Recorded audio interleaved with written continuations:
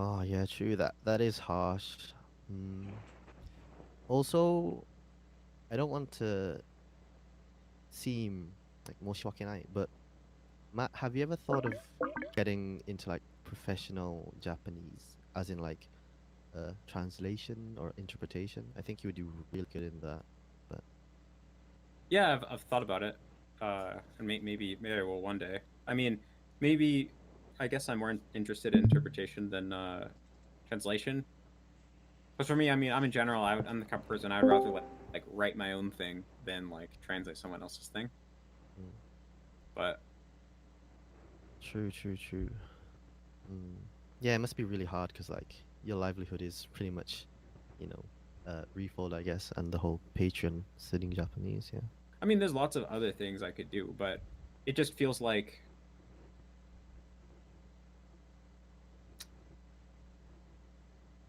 I mean, I mean, if it's it just hard to feels talk really about, hateful. oh yeah. No, no, it's fine. I mean, it just, I mean, mostly it's just really annoying and it just feels really hateful. Uh, just feels like why, like, out of all the things you could do with your time, you know, you could improve the world, you could learn to play guitar, you could. Why would you spend your time trying to just hurt me?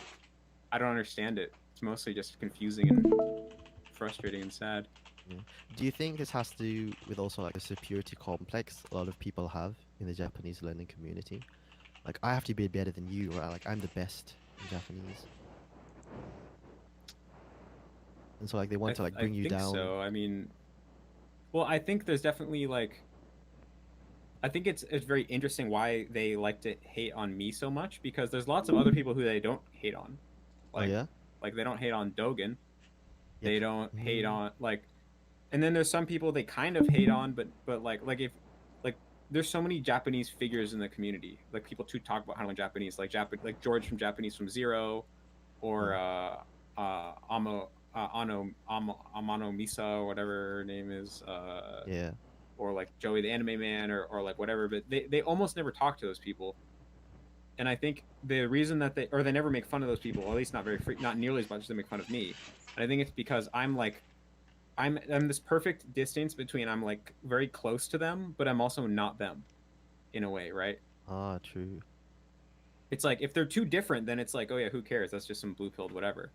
But I'm like very close to them, and I think there's also some aspect of how like they feel like I used to be like them, and then I like changed. Because if you watch my old video, I was like way more elitist, and I liked anime way more. I was like more of like the otaku culture, and now I kind of like disown that, and so I feel like they feel like, I mean, I feel like all those people in that like most of the people in the DJT community, I feel like a lot of them are not very popular people in their real lives probably. I mean, most people That, who that, decide that they who get into anime hardcore and they decide that they want to make their life goal to get really good at Japanese, they're probably people who are not that popular in real life. I mean, I was the same way, I'm no mm, exception. That's just kind of the reality. yeah, yeah. Not, of course, not everyone. You don't really sound like this, but I know a lot of them, so I think they're already, it's like a certain personality type, and they're where and then yeah, so they feel like, oh, I used to be like them, and then I like changed, and now I'm like trying to be mainstream or whatever, or something like that. True, true. I don't Yeah, know. actually, when you say that, I kind of think about it, and it does make a lot of sense. Like for Joey, I think he's too far. One thing because he's a Hafu and he doesn't really talk about studying Japanese, and also with Dogen, I think he isn't really into like communities. He doesn't really delve into that too much, and so he's kind of like a distant figure who makes funny videos, and like you can't really criticize him because like most of the time it's already like pre-recorded, scripted. And with you, I think a lot of people kind of just know you more. May that be like as a figure or like even maybe privately. And so yeah, there is that. And also DJT, a lot of people, to be honest, I guess are neats, if you like put it very simply. They just put all the time to Japanese, which also kind of what makes them so good in Japanese. But on the other flip side, I think that can also lead to toxicity, depending. So Yeah, I think I'm like too. They like they like smell that I like have a similar vibe to them, mm, yet I'm not embracing them. I'm like trying to trying to break out of that. So they want to like drag me down. It's kind of what it feels like. plus at this point, I think also like I I've like reacted to it too much. Oh Like yeah. they know that I think they know that I've like every once in a while I've like gone into the DJT server and I've like talked to them. So they like if I would have just ignored it completely from the beginning, perhaps they would have just gotten bored and moved on and forgot about it. But I've like reacted too many times, so now there's like always the hope in the back of their mind that they're gonna like get a fuck with me or something. Yeah. Wait, how much of it do you actually think is just pure banter, and how much is like pure hatred, if you were to put it that way? I mean, I'm sure in reality it's very little of it is like pure hatred. Um, I mean, I think a lot of it is since it's become a thing in the community that it's fun to make fun of me. So a lot of them are probably making fun of me solely to like receive approval from other people in the community. So their true goal is not to hate on me. Their true goal is to get approval from other people in the community, and making some meme about me is just a tool for achieving that means. True, true. Hmm. Like the Anacreon thing, I think that there is hatred there. I think that like crosses a line where it's like if you're gonna put that, it's like if you're just whatever you post on 4chan, it's like that's whatever. It gets lost in the sea of random crap on 4chan. No normal person's gonna find anything on 4chan. If you like go and compile a whole video and post it on YouTube, I think that is like crossing a line in my eyes. That's what normal people see that stuff, you know. It's kind of like you can go and do your like hateful 4chan bullshit as long as you just keep it on 4chan, you know. Then you can just stay in there and it doesn't like have you know outside negative effects on all those people who you hate on. True, true. Yeah. Once it gets into YouTube, it's pretty dangerous territory, I think. Mm. Yeah, because I guess for me, even like a lot of the memes are just playful, I guess. Yeah. But it's True. still like when I see them, it just makes me feel like they're not viewing me as a person. Like just like the vibe that I get, like they don't view me as like a real person. Not that's kind of interesting. Like not viewing you as a real person. So like, oh, so just for some background, I was talking with Miso from Refold a bit. I'm sure Hmm. you know him, right? And Yeah, yeah, we yeah. had a lot of fun. Like he asked me something about like my Japanese study, and also he kind of invited me onto this radio he has, Japanese learning or something. And he also commented about that you don't really you find it really hard to engage with people because a lot of people just kind of see you as a public figure, but not really as like a person with like general like genuine interests, like a personality. And I was just kind of curious what you thought about that. Like, is it really hard to like find people you can just really engage with like one to one? I mean, well, it's not because well, overall, I hate that that happens, Mm, and it basically makes me just feel like it's impossible for me to really become friends with anyone in the community. That's what I feel like, and so I have tons of friends from people outside the community mm, because people outside the Japanese learning community they don't care that I'm at British Japan. They don't assign any significance to that. So I am just a normal person to them. So all my real friends are people who are like they don't know me as Matt versus Japan. They know me as just Matt, mm, or they're another creator. Because if they're another, I'm also have been friends with a lot of other creators like Shama or whatever. Because he's like in the same position as me, so it like gets canceled out. But it kind of feels like it's literally impossible for me to actually become friends with the community because part of me always wonders like are they really my friend or are they just talking to me because they think I'm at versus Japan and if I say something dumb they'll like screenshot it and put it on 4chan. that is I mean true. Miso is an exception Yeah. because I've been friends with him for a long time, but he's like one of the very few people who I like truly trust in the community. Oh, nice, nice. Yeah, he was a really good guy, swell guy, I think. Do you think this also happens with like your Patreons? Because I heard that you also like have chats with Patreons. Do you think that you can never really get like a friendship type of relationship with any of them, mainly because like they're supporting you financially? um no, there actually has been some people who I became friends with that I initially met through Patreon, Right. but there's like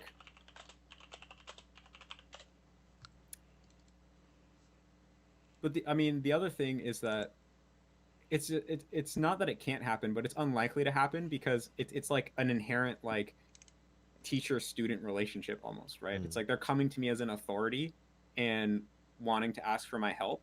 And so that naturally puts me in like an authoritative position. And so we just, the nature of the relationship, it's kind of like unlikely for it to become um, something else. And a lot of times the people who are patrons, they also don't view me as a person in a Ooh. different way, In a different where way? they view me as what, yeah, in a different type of way, where they're viewing me as like almost like a god of Japanese who like Okay. has like infinite knowledge about language learning. Yeah, yeah. And I can feel that that like it's like, yeah, I know a lot about language learning. I could probably help you out, but of course my knowledge is limited, and in my point of view, I know how much I don't know.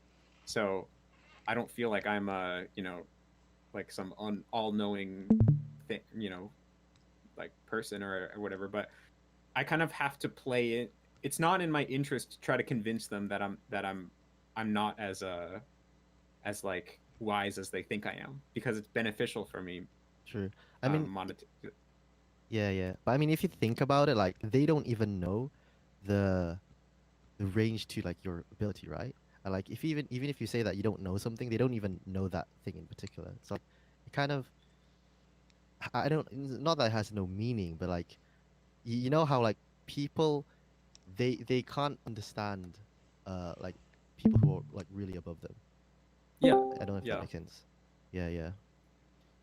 But I But mean, it's it's mm, it's it's still in my interest to kind of like play to that, like they're projecting onto me that right, I'm like some god, and it's in my interest to just play and play with pretend that that. I am, Uh-huh. and it's like a mutual, it's like mutually beneficial. It's like they get, to them they have this great experience because they feel like they're interacting with a god, and then I get the benefit of they keep wanting to pay me money, so it's like works out. True. But like have you ever like crumbled from that expectation or like felt the pressure? Because I'm sure like it would be, you know, you kind of have to have like this perfect persona then.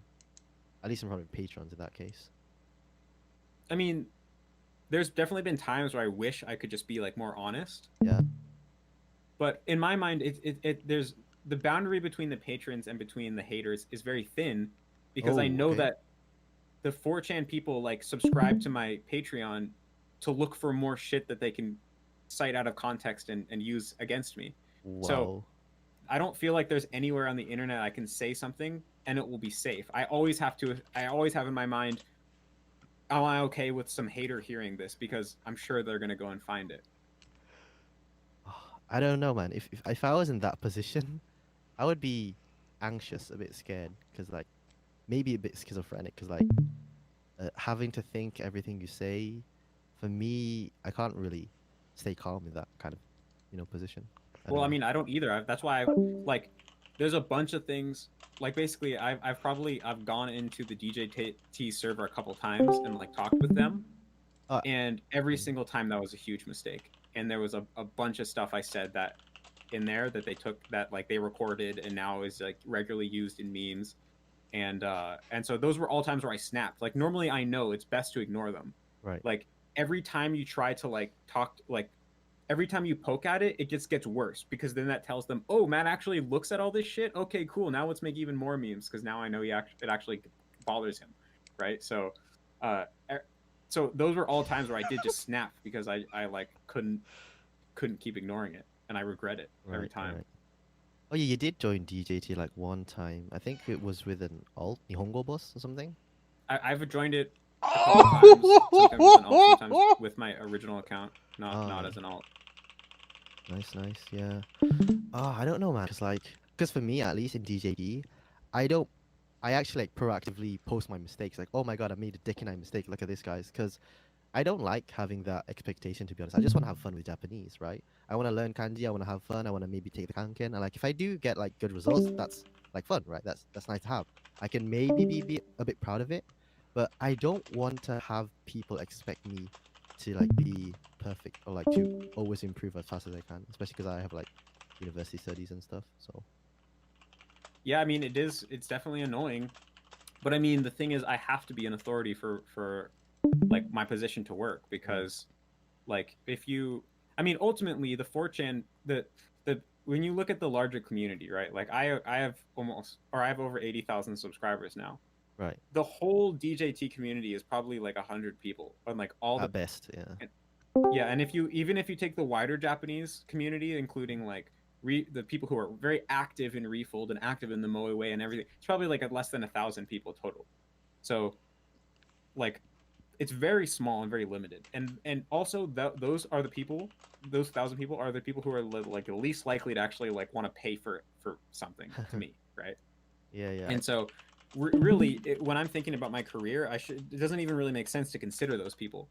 I mean, also those people tend to be self-sufficient anyway, so they don't really need, they don't really need that much like how to learn a language content.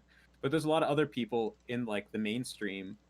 I mean, not the full mainstream, but closer to the mainstream end, where like they will like want to do consultations with me, or just like want to subscribe to my Patreon and watch my exclusive content. And so like for that stuff to work, I have to be an authority, right? Like who's Mm. going to listen to some random guy who's like okay at Japanese? The whole reason why people care is because I have this reputation for being like amazing at Japanese. Mm. So it's like completely crucial for it, especially because like immersion learning is still like not mainstream, right? A lot of people Right. they don't, it's counterintuitive, it doesn't make sense. So the whole idea is like I'm trying to sell this idea that doesn't make sense to them. And so the one thing I have going for me is like, oh, but I'm really, really good. So it's like, okay, well, it sounds weird, but maybe it actually works because apparently he's really good, right? So I do need, like, there's a lot of times where I wish I didn't have to. I could be like you, and I could just be like, yep, here's where I'm at. Here's my weaknesses. Here's how I want to improve. But it's like just doesn't work. Like if I Yeah. did that, no one. The whole point is that everyone thinks I'm like amazing at Japanese. I mean, I am really good at Japanese, but I mean, I know most people think I'm better than I really am. But that's kind of by design because it's in my interest to make it seem like I'm as good as possible. True, true. That is. Yeah, because if you think about it, I think the DJT people who like kind of meme on you, they're kind of like counterintuitively hurting the community because you present immersion as a really good way to study Japanese. And then we can get more immersion learners, we can get more people to enjoy VNs, LNs. But I don't know, because that is kind of hard now that I think about it. Well, that's what I always feel. I'm like, dude, almost everything I do is free. I have all these free videos. I have all refill, like all the whole refold site is free, and I bet a lot of those people on DJT they discovered immersion learning through my content. So if it wasn't for me, they would still be doing Genki and shit like that, Right. like a significant portion of them. And so why are you hating on me? It's like if I was like Katsumoto and I was selling some $1,000 course or something, then I would get it. But it really, but I think the thing is for them, I think all humans they have this. This is actually my main theory of the Mm-hmm. psychology of people on DJT. Ooh. I think people have a desire to feel, yeah, like you said, to feel superior and to feel special. And so DJT people identify as like, oh, we're the most hardcore, the most edgy, the Right. most red pilled, everyone else is soft and dumb and they don't get it and they're retarded. And so for me, I'm like the biggest threat to their identity. It's like Joey the Anime Man or like Dogen or Japanese from Zero. It's like they're not. It's easy to convince. It's easy for them to convince themselves. Well, that's just some blue pilled cuck. Who cares what they think? We're way better than them, right? But I'm like the most dangerous figure because I am actually good at Japanese. Right. My philosophy is like 99% the same as their philosophy, and I'm like partially mainstream and like have a lot of general appeal. So it's like, oh well, Matt, if Matt is the same as us, we're not special, right? So they Right. Right. need to find some way to shove me down so they can still believe that it's like, oh, I'm not like him. He's dumb. He's a loser. He made all these mistakes, and like that's the way that they can continue to feel that they're special. Right. True. True. Yeah. Actually, because like when I did make the Reddit post, that got a lot of traction and people started to join DJT. But like a lot of at least the old members, they're really anti against it because they don't want new fags to join, especially people who are like in general Dicky Nine. Because like when you start at N4, it's really hard to like push towards N1 if you're not actually going to persevere through like the native media. Like a lot of people just drop it there. And yeah, it is kind of a hard topic because I would like more people to enjoy them, to enjoy the media, but Well, see, also then you're fundamentally different. They're fundamentally they don't want more people to enjoy Japanese being get good at Japanese. Fundamentally, they want to believe they're special. I don't know if they'll admit that. I don't even know if they're conscious of that. But when I interact with them, that's the vibe that I get. Is that's their number one priority is to be wait, special. is that like particularly like a few people there, or is it like the hive mind kind of mentality? You think? But I feel like that's the hive mind of DJT. Okay, okay. Interesting, interesting. I But I mean, also think it's like, I yeah, mean, I know that yeah, like sometimes I can see on DJT, like if I've gone in with an alt and I see people hang out in the voice chat, I know that they're not always like that, and that to each other, yeah. then they will actually be friends and have more wholesome interactions with each other. True, true. But it's like when they feel like it's a lot like if you think like hunter gatherer tribes, it's like they have it's all this us versus them mentality. Yeah, yeah. So when you're hanging out and it's just us, then everyone's going to be cool. But as Hmm. soon as it comes to the us versus them, then they become completely brutal, you know? True. Yeah, actually, on that topic, in DJT, I've had like a lot of toxic interactions, to be honest. Like, I thought that I was like a good boy there, I would just post things for fun, right? But people would still like comment about me when I do stuff like wrong in Japanese. And then, like, in DJT, there's like just a separate group, a more specialized group, I would say, of like more kind of elite individuals, but they're also really nice guys in real life. And so we just call it DJT V2.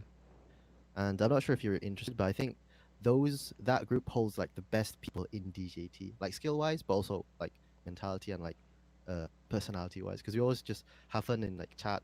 We talk sometimes about Japanese, sometimes just random banter, sometimes even play games.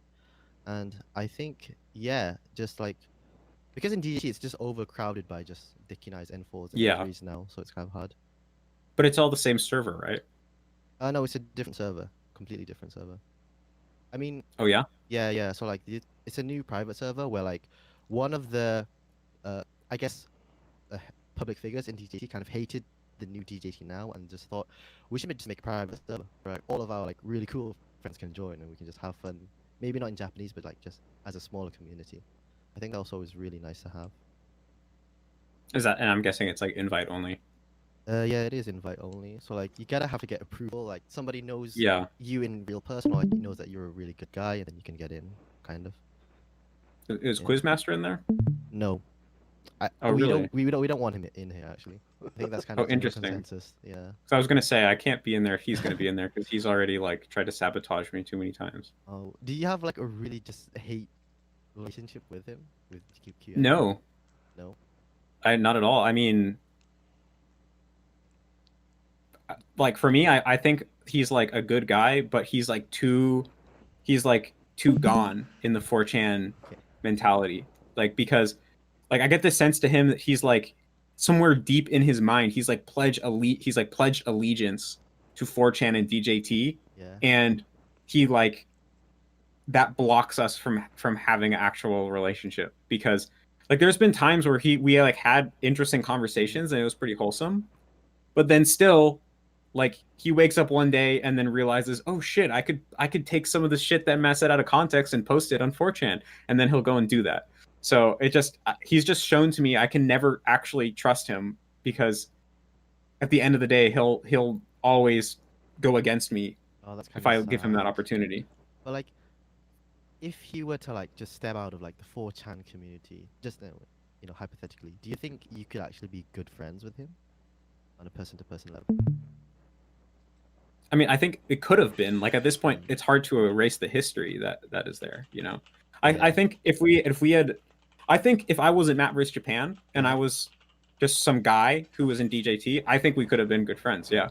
I think the fact that I am DJT, that I am Matt vs Japan, and that Matt vs Japan has become this like target for Hmm. DJT has precluded the possibility of us being friends because now he always is like he can't help himself, but like if I give him some kind of bait that he Yeah. can use to like make a meme or like share with his community, then he can't help himself but do that, you know. True. True. Oh, that's so sad because maybe you guys could have been like really good friends. I think. I do think it's sad as well because like I said, when I was learning Japanese I never really had a community because Yeah. there weren't communities like this. And the thing that's almost one of the saddest things is when I have gone on DJT and I see them, I see, oh, this is the type of community that I would have fit in really well back when Ah. I was learning Japanese, right? Because I had Right. the Right. same. I was really hardcore. I wanted to get as good as possible. I really was into anime and visual novels and light novels, and it just it's just not possible because I'm at Risk Japan. So I do think it's really sad. Ah. if there was a community where like you could just be yourself, right? Like, what would you think about that? Like, what would be the specification for like that type of like small community or group?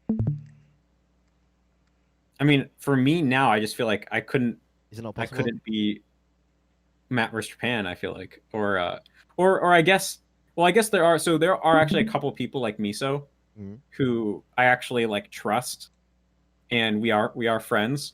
yeah. But well, I guess the thing is, even Miso, to a certain extent, I know he still views me as an authority, Okay. which it's kind of like senpai kohai type of Ah, relationship, yeah, yeah.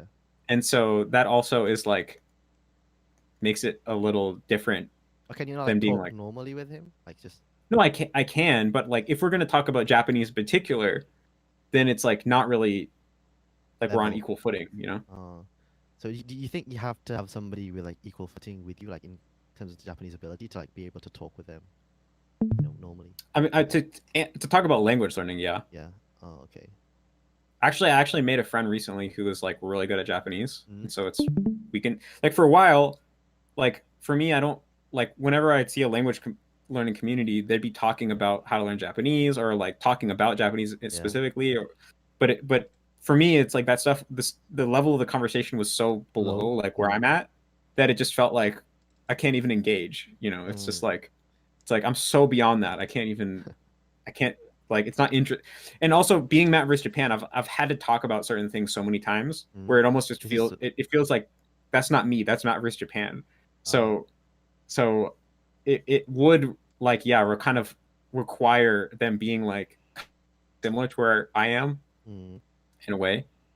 I think the other thing is that I'm like not I still watch anime. I still Oh, you kind do? of into it, but I'm yeah to to a degree, but I'm like more into to other things in Japanese culture.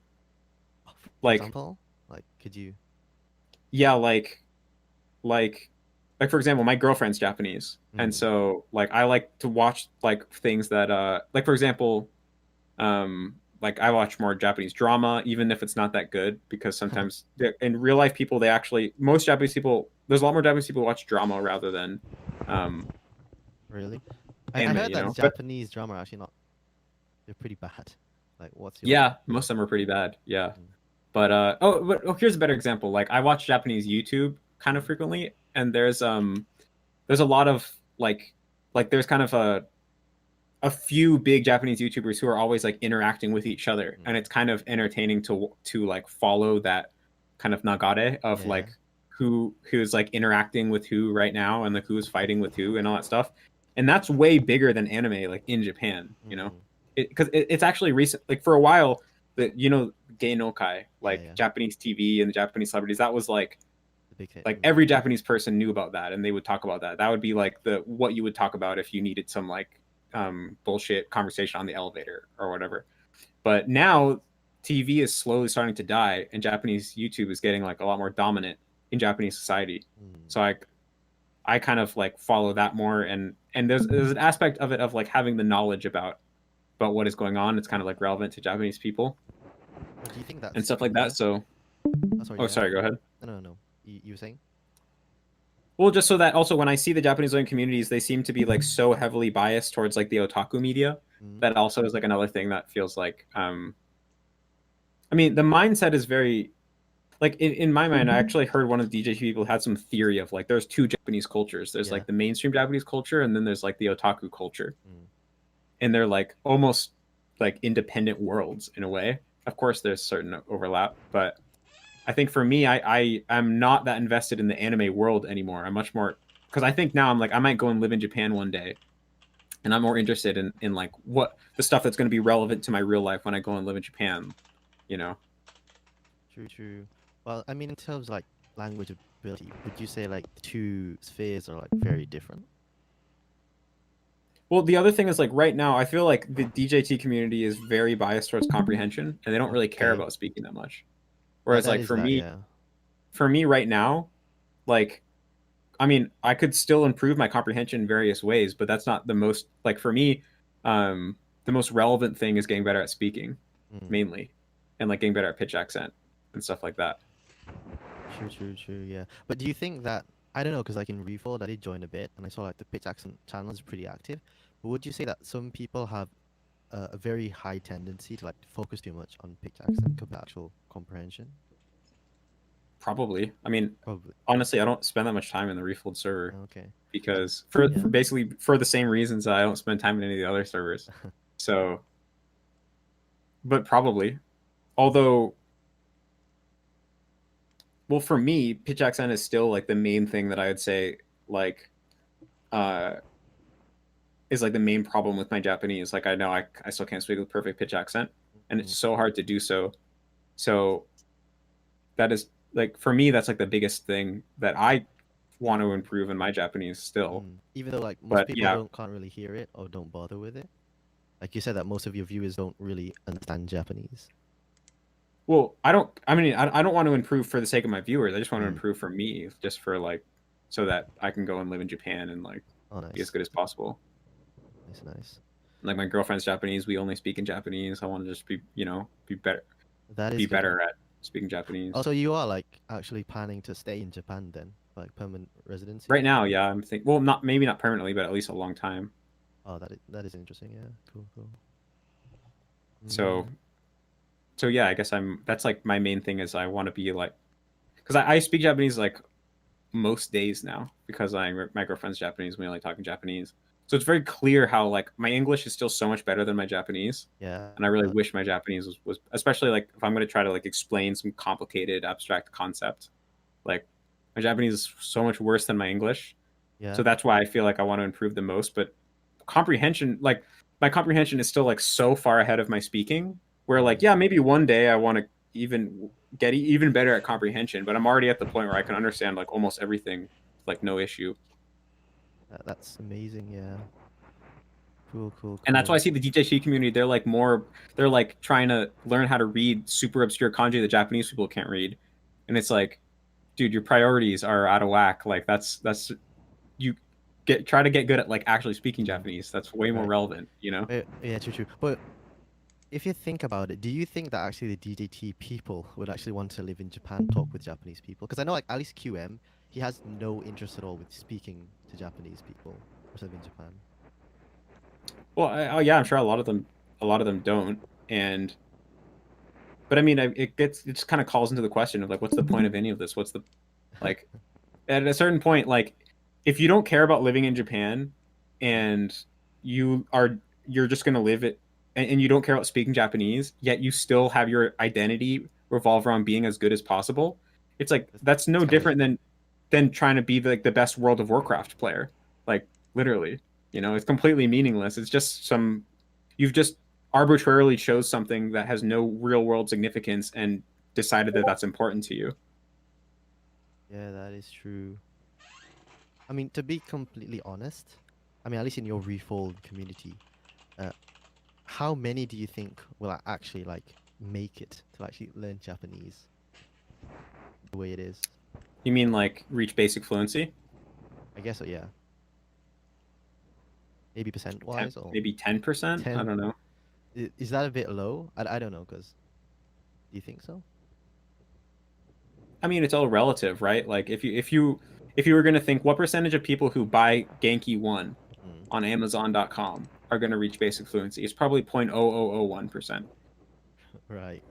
True. So, it's all relative, right? I Mm. mean, just the reality is that you could take any skill and say what percentage of the people who start are going to get good. It's going to be extremely low. Hmm. The higher the skill level, the fewer people there are there because more and more people drop That's out. true. So I think that's just part of the reality is that the number of people who think they want to learn Japanese is always going to be higher than the number of people willing to put in all the work it takes to actually learn Japanese. Yeah, true. Yeah, true. I mean, like in DJT at least, like when I posted the Reddit post and like 1,000 people came into the server, only like a fraction actually passed the N4 test. So that kind of, Well, that will learn Japanese, I'd say, is is like really low significantly level. lower quality than the Refold server. Yeah. But I mean, the other thing is like yeah, like I said, the Refold server actually is like I don't play a big role in the Refold server. Like it's modded by Brett, Yeah. and he seems to be doing a good job. But like, I don't spend a lot of time in there because, like, for my point of view, I guess I would be interested. Like, if there was some community of people who were like, also as good, like had similar, they also were like a similar level of Japanese as me. They still wanted to get better, and they still were kind of like interested in the same things about Japanese, about like, more mainstream Mainstream Japanese stuff. culture rather than just the otaku culture. And they didn't think that I was special because I was Matt vs Japan. Then I would be interested in hanging out with them. But the Refold server is not close to that, obviously. So for me, the Refold server, when I'm in the Refold server, I'm just an authority, right? I'm just like the teacher. I'm Yeah. not like a equal partner to like, I'm like not an equal member of the community, and so it just kind of feels like I don't really get anything out of it. I Mm. give, but I don't. There's nothing for me to take, and so I'm not naturally like motivated to go there. Oh, yeah, that's pretty sad. You did mention that you came across somebody who's really good in Japanese, currently learning. Like, could you mind Hmm. mentioning him? I might know him. He's not in like any community at all. Oh, okay. So He's a he. he's another content creator, Oh, okay, okay. I guess that's fine then. Mm. but yeah, his you probably haven't heard of him. He used to have a YouTube channel a long time ago, but he doesn't really post anymore. Yeah. But the funny thing is, there's like almost no videos of him speaking Japanese, so I assumed that he actually sucked. But Okay. then I actually hung out with him in real life, And he's good. like and yeah, he was like better than me overall. Oh But he's wow. also Okay. he's like the opposite of me. He's like pretty bad at reading. I Mm. mean, he can read just fine, but that's like his biggest weakness. Like he reached basic fluency in speaking and listening before learning how to read. Like before he even learned hiragana, he was like Okay. learning through Omaji. Yeah, Oh but he wow. just watched like a shit ton anime and got good that way. Yeah. And so speaking, he's like way better than me. Like his pitch accent's better than me, Mm. and he can speak way more naturally But he's than not like a me. half or anything. No, yeah, he's not. He Oh he he wow. started learning when he was 15, And just he's like like me. 20 now or something? He's like in his early 30s, Oh, so okay. he's been studying longer than me too. Wow. Amazing. So he's like the opposite of a DJT person because probably doesn't he would probably struggle to complete a visual novel because Yeah. of the kanji. But he's like way better at speaking than me, like way more natural, and so, and for me, I value that a lot, right? Because that's what I Mm. feel like that's the most important thing. Well, I guess it's also just kind of like, the grass is always greener on the other side. I value it because it's what I'm weak in, so I'm like jealous. Whereas I think he's probably jealous that I and like feels like I think it bothers him that I'm so much better at kanji than him. It makes him want to get better at Oh, reading that's as nice. well. Really good couple, actually. So yeah, and also his wife's Japanese, and so like I Mm. went and hung out with him for a week, and Oh, yeah? like his Japanese wife like kept correcting my pitch accent whenever I made a pitch accent mistake. Oh, wow. It made me so self-conscious, and she'd be like, "Hey Matt, you speak Japanese a lot slower than you speak English. Why do you think that is?" And like all these other things that just made me like super self-conscious. So it made me feel like, oh fuck, I gotta get better. Like still not there yet. Oh, yeah. No, did she like particularly like proactively like correct you or just like kind of repeating you but like in the correct pitch accent? Well, the first day that I went there, she asked me, she's like, "By the way, do you want me to fix all your pitch accent mistakes?" Oh, yeah. And and then of course I was like, well, I'm not gonna say no to that. And so and then she would basically she would just like she would just repeat the word and then add ne like on the end. Like if I was like Oh, yeah. like benkyo suru. Benkyo ne? Like Oh, that. But of course uh, it like after a while it really eats away at your ego. mm. Wait, do you not like kind of do that with your girlfriend? I know it'd be pretty hard, but My girlfriend very rarely corrects me, okay. but I also think she doesn't really like notice it that much. Like I think first of all, there's different, different people have different personality types. So some people are naturally like mistakes really stick out to them Mm. and they want to correct you. Like I'm kind of like that. Like if I'm talking to an English learner and they Yeah. make a mistake, I like always want to tell them. Whereas some people they just kind of like don't really pay attention to it. Mm. So my girlfriend, she doesn't really pay attention to it, and every once in a while she'll correct me. I think just when it sticks out to her, but I also think she's just super used to the way that I talk. We've also been dating over a year, so I think in her mind I just speak like matto ben, Yeah. and that's just like its own dialect of Japanese, and she's so used to that it probably doesn't even sound wrong necessarily to her, and I don't think Oh. she notices. Like when I told her, I told her I was like, yeah, like, um, Ken's wife keeps correcting me and like keeps correcting my pitch accent. She'd be like, "Do you really make that many mistakes? I don't think you do." Mm, And so yeah, I think she just mostly doesn't notice how much. Every once in a while she will, but I also think it's kind of good. Like for me personally, I would rather keep like language learning out of my relationship, mm, because it's kind of like that's not what really a relationship's supposed to be about. So it's mm. kind of complicates things if you bring that into it. True, true, true. Mm, interesting, yeah. Ken, And also, yeah. yeah, I think it's definitely good because when she corrected my pitch accent, that made me so self conscious. It made me feel like, oh, every time I say something, I have to like be careful. And I would never want it to be like that when I talk to my girlfriend. Yeah, true. I Did that? really, when I talk to my girlfriend, I'm just like no filter. Like Mm, I don't give a fuck if my Japanese sounds like shit because I'm just trying to express. My priority is just communicating with her. mm. So I think it's really important for it to be like that for a relationship to work. Yeah, true. That makes a lot of sense. Yeah. Oh, so you're planning to move in with her, I guess, in Japan. Sounds nice. Well, so yeah, she's in Japan right now. I think for the summer, she's gonna like for Natsuyasumi, Mm. I'm gonna fly her out here and she'll like stay with me for a month. Oh, nice. So that'll be a good way to see like what it would be like. Oh, so like you've been in like a long distance relationship this whole time then?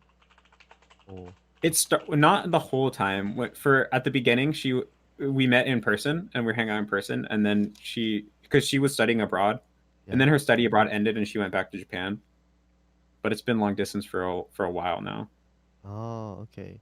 Oh, so like, because I remember when you were doing the film with like Shioma, I think there was somebody who was, filming and talked a bit of That Japanese. wasn't her. Yeah, Okay. that was actually have you did you see the video on Shama's channel where Shama was like teaching Chinese to a Japanese woman? Oh, no, I haven't seen the show. So. Oh, here I'll show you. It's the person who was filming has her own channel. Oh, interesting. She's this Japanese woman. She's like 40 or something. She has a kid who's 22. So, Oh, very. but it's so funny. You couldn't tell in the video though because she's like wearing a mask and Yeah. I mean, she had like typical Obatan kind of voice, so yeah, it's kind yeah, of you could way. tell. You could tell a little Yeah, bit. is this Matt's girlfriend? I can't really. Okay. No, no. See, it's this woman. Here's her own channel. And when Chinese people try to speak to her in Chinese, which she doesn't speak, she Is has this zero okay? idea how to respond. Brown hair? So she thought it would be an interesting idea if we went around together and I taught has her a what to kid. say in Maybe Chinese she on the Yeah. spot, and then I could jump in and Yeah. be impromptu That sounds interpreters when interesting. necessary. Make sure to check out her channel in the link Was- above, and before we Actually, get on apparently the kid, her kid was filming this video. Okay. Kids in like university in where is Yeah, he's half Japanese, I think. Oh. server. Or maybe he's full Japanese, but And he was if you're an raised anime here, so he fan like speaks me, both. I express can't me remember. via I didn't Super meet Easy her to kid change your- personally. Oh, okay. Cool, cool. But yeah, she was the one who was filming. Yeah, how was it? Because that was kind of like your first experience, right? Doing that. Well, I mean, you did do like VR chat, but like in public, kind of giving off that persona and like surprising people with your Japanese. I mean, it was really fun. The like, as you saw, you did see the one on Shama's channel? Oh, I haven't. I've seen the one on your channel Okay, though. you watched the one on Shama's channel. It's like way better. Like Is it like actually oh, all okay? I put all the good reactions on that one. Like all the Japanese people like Okay. actually being impressed and being like, "Oh, what? How'd you get so good? Is your mom Japanese?" Like, Yeah. so Yeah. so yeah, it was really fun. And it was also just surreal to hang out with Shama because he like gets recognized like once an hour in New York. Like someone comes up to him and is like, "Hey, wait, aren't you on YouTube?" So it felt like I was hanging out with a famous person. So that was pretty cool. Nice. But didn't you also get like Yeah, I got recognized by recognized somebody once, on, like, but the dude, books I yeah. saw Shama get recognized like 20 times over the course of the weekend in like that the span of that we hung out. oh Like it was kind of funny. When I first met him, like we met up at this street. One of the first things I asked him was yeah. like, "Do you ever get recognized in person?" And he's like, "Yeah, all the time." And Mm. then like literally like 30 seconds later, someone came up to him and was like, "Wait, are you Shama?" So Yeah. it was pretty surreal. But it was like really cool to go and hang out in New York and it definitely felt like, oh, this is something that never would have happened if I didn't do YouTube and stuff like that. So I felt like kind of like Yeah. a milestone in my mind. But it was also Yeah, kind if of you a could lot of collab pressure more. of like actually the first day we went to this shopping center where it was like this Japanese shopping center, so there was a lot of Japanese employees, but none of them had a good reaction. Like none of them cared that I spoke Japanese. Okay. So I was kind of freaking out. I was like, "Oh shit! Like, what's gonna happen if we can't get any good reactions? And like, what's gonna happen?" And then we went to this other Japanese place and started talking to like normal like Ippanjin who were Japanese, and then they gave a lot of good reactions.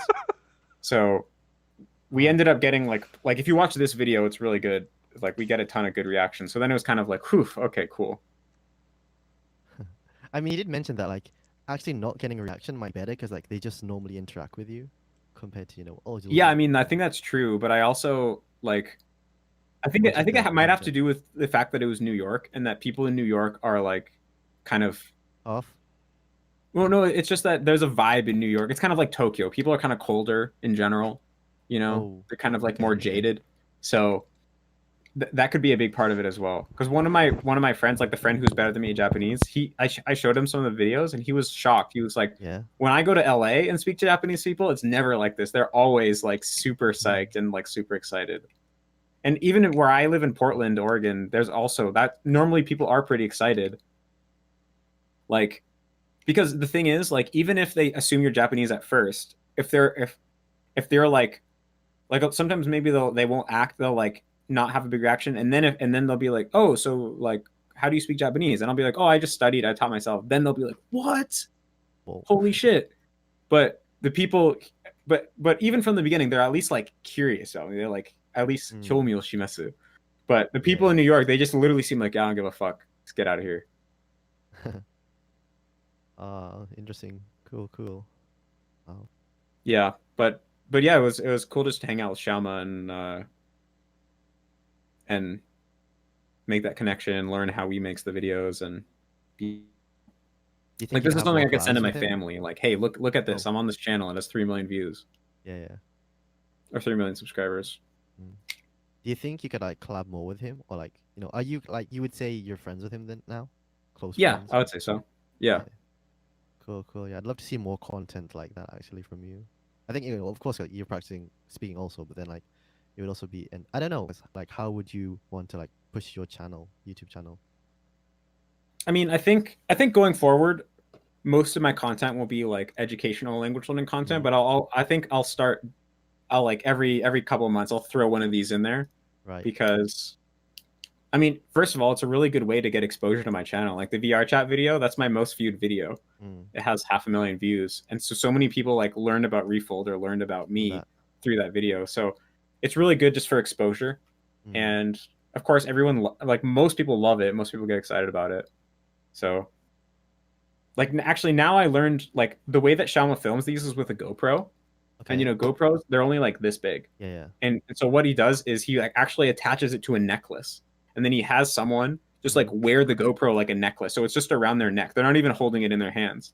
So it's like really inconspicuous. That's why the people, they don't notice that we're filming. True. Yeah, I was thinking about that. Like, how come like the people didn't really give notice to the camera? And yeah, because it's like, for example, that for us, it was just that Japanese woman. She would just be wearing the camera, and she's kind of standing off to the side. She's not like directly in the interaction, so no one notices the camera really. Oh, cool. Wow, yeah. So now I just know if I just got a GoPro and then just found a friend to go and like stand by me while I like stand off to the side, if I approach Japanese people, then I could probably. I mean, I could probably like the thing was because I was in New York and because I was with Xiaoma, there was this pressure to like, also just like to like make every interaction count. And to like, and there was this time pressure. Just felt like, oh, I gotta hurry up. I gotta get good footage. Whereas if it was just me, I'd probably be like, I'd be relaxed because it'd be like, hey, there's no rush. If I don't get any good footage this day, no big deal. I can come back tomorrow. Yeah, true. Wait, like actually, how long did you actually record, and how much of it would you say was good content? So it was pretty much like 2 full days of recording that we did to get like, basically to get the video on his channel, it was like 1 full day, and to get the video on my channel, it was like 1 full day. And the footage itself ended up being like 90 minutes of footage total. Yeah. That I had to like scrub through, and I would say like maybe like a fourth of the interactions were like usable. Yeah. True. But the other thing is the other thing is like a lot of the reactions end like instantly. It's like there are a lot of times I just go and talk to them, and then they were like actually Korean or like actually Oh, Chinese. okay. Did you have like Or more? Because you said that you have more content in channel, right? Where you're like talking with some Japanese people, like more deeply. yeah, you mean like the behind the scenes Yeah, footage? yeah, yeah. Yeah, like there's some. I mean, the ones that I didn't put in the video, sometimes they just had no reaction and it was just Okay, boring. okay. Like it was just we just had a conversation. Like a lot of times I'm like, asking them about food and they'll just like there's one interaction where like I'm in the store and I like ask about natto and she just Mm. tells me about natto for like 5 minutes, and it's like she doesn't really react to my Japanese. She just tells me about natto. So there was some of those. There were some times where I like went and talked to them and they were actually like they were actually Korean or they were actually Yeah, yeah. Chinese, and Oh. then it was just like, oh, okay, sorry, bye. Mm. And and then there were some other people who like were like more hostile Hostile. or Really? yeah, there's just some people who they're just kind of like there was this old Japanese woman I talked to, and even Yeah. though I talked to her in Japanese, she kept speaking back in English. Okay. Like even though her English was really bad, and she clearly was just like not into me like talking. She just like wanted to get on with her day and like clearly didn't care to talk to me. So she kept trying to like end the conversation and then just like walk away. Uh, So there's a lot of people who clearly were just like, like just through their body language were clearly like, I don't want to be talking to you right now. mm-hmm. Yeah, that's sad. Mm. Yeah, but I mean, I think a lot of that. I mean, part of that is just like, and Shama would tell me, he's like, oh, this is totally normal. Like, you just got to keep like Doing it. kazu kanasu. You just got to Mm. keep doing it, and it's mostly luck. It has less to do with how well you perform and more with like just the other person. Like, are they are they That's in the mood to talk to yeah. you or not? Are they interested in foreigners or not? And so it's mostly just about like filming a lot of reactions, and then if you film 10, you'll get like one or two good ones. Ah, cool, cool, yeah. Because I think a lot of people would be interested in you having like a full length conversation compared to like these small interactions. Although 10 minutes is very long, I would say, for like a Japanese learner. But I think a lot of people would be very interested in like, well, maybe not your personal life, but like if you were to talk on maybe like a topic for like half an hour with somebody in Japanese, I think that would be You mean like not doesn't have to be like on the street? It just like, no like free talk kind of, yeah. oh yeah, well, I think I'm gonna do more of that. Like actually, the video I filmed with well, like first of all, the video I filmed with well, there's a video on Yoko's channel Mm. where we it was all in Japanese, Oh, cool. and um, and then when I filmed with Atsuego, Yeah, that was in actually, so Japanese. we filmed we actually we spoke what we filmed one video for my channel, one video on his channel. On his channel, I speak Japanese and he speaks English back to me, Okay, and on that's my channel, interesting. I speak English and he speaks Japanese back to me. So we like on one we both spoke our foreign language, on one we both spoke our native language. Yeah. So it's kind of Oh, weird, but yeah, I am thinking I want to do more Japanese stuff. that'd be cool. Yeah. Actually, like I've seen some of Atego's content. How would you rate his English as like a Japanese, honestly? I mean, it's good, but it's not amazing. Okay. Would you say, I mean, like outside of halves, would you say that there's better people in YouTube, like English speakers before Japanese? I mean, I don't think there's any big famous ones, Mm. but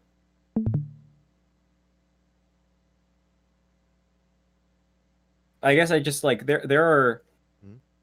there are like German people who've learned English, or like other European people who've learned English that are like so close to being native that Okay. when you compare it to Atsuego, they're like way better than him. So in my mind, it's like I guess that for a Japanese person, he's pretty good, Pretty good. but he's still like Yeah. when I hear him, I'm not like that impressed. Right. I mean, when I think about Germany, I think of QM, and like he still has a really thick accent, so I can't really. Well, yeah. Well, I mean, that's not like who I would necessarily like include, but Yeah. why can you think of any Japanese English learners who are To be better? honest, not really, because I can only think of like Atsego, to be honest. I was just kind of curious if you had like I more mean, insight on that. Yoko is pretty good in kind of like a different Yeah. way, but she True. still makes Ah, significant amount of like mistakes. true, true, yeah. Ah, wait, I can think of maybe one person I know in real life. I'm sure you've talked with him. He lives in Sendai too with me. Can you Oh take a yeah, guess? Yeah. I don't know if you've talked about his place, but it's Stone. Fermi? Yeah, from DJT. Have you ever heard of him? Who? Fermi? No, no, Stone Oh, Stone. is his Oh name. yeah. Oh yeah. I talked to him, but he always just spoken. His English Japanese. seems pretty bad. Really? I don't know if he was like purposely doing a thick accent. Wait, so you talked in English with him then, in that case? I can't. I mean, we mostly talked in Japanese, Yeah. but I feel like I heard him just saying a couple things in.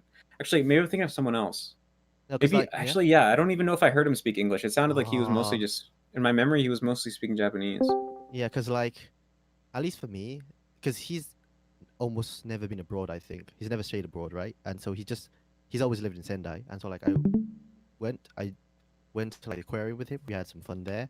We talked half in Japanese, half in English, and I would say he's on the better half of like English speakers, to be honest. Yeah, maybe like elite if it was like in Japan in general. I think so. Maybe you would have interest talking with him. I mean, at least Yeah, yeah. yeah. I mean, at least accent-wise, he's a lot better than most Japanese. So Yeah, I guess I must have not heard him speak English. I probably would have remembered. yeah. There's I mean, also yeah. actually there's that guy Udai. Have you ever seen him? He like Oh, makes videos about pitch accent. yeah. I think I've seen him on the Reef now. Yeah. I feel like he's pretty good at English. Yeah, he does. He's also immersion, right? I think normally. Yeah, yeah. Except apparently he has some jaw like disease that makes it like Jaw hard for him to disease. talk. Ooh, Yeah. that's well, it's hard to hear. So Yeah, but I mean, I think it would be cool to like I mean, I kind of have like a dream of like one day like actually I think a do you dream. ever actually watch Joey the Anime Man? Yeah, like his normal anime videos, I guess. Like he's been doing a lot of interviews with Japanese people. Oh, yeah. I've seen some of them. Like with like porn stars or with like yeah, with like yeah. docs and stuff. Yeah. I think that is super cool. I would want to do something like that where I just like interview like cool famous Yeah, Japanese that would be people. really cool. Yeah, like, 'cause when I first watched it and I was like kind of getting used to Japanese, I thought it was really cool how could just use Keigo so fluent. I mean, he is half, but still, I think that those type of content is really appealing. So I think that would be cool. Or like to actually like just have a like a podcast basically, but with Japanese people. mm. Well, I mean, I guess I'd have to find some kind of angle of like, well, why is it me? Like, and why is it like try to make use of the fact that I'm a foreigner or that I learned Japanese. Maybe it could be something related to linguistics or something. I don't know. But I think it would be cool to do eventually beyond just people who've learned a language and try to do something like, oh, this guy, he's like studies this for a living. Let me interview him about his subject of expertise or something. I'm sure you've seen the podcast Trash Taste, right? With like Joey. Yeah. Would you think that would be a good idea to have that like in Japanese maybe, or like half in English? So I just have like different guests. I mean, the problem is that I feel like, well, something like that would be cool. I mean, like I said, I'm not like I like anime, but I'm not like I don't feel like it doesn't I'm have to be anime, but like having that kind of setting, you have like maybe 3 main talkers and like a guest speaker.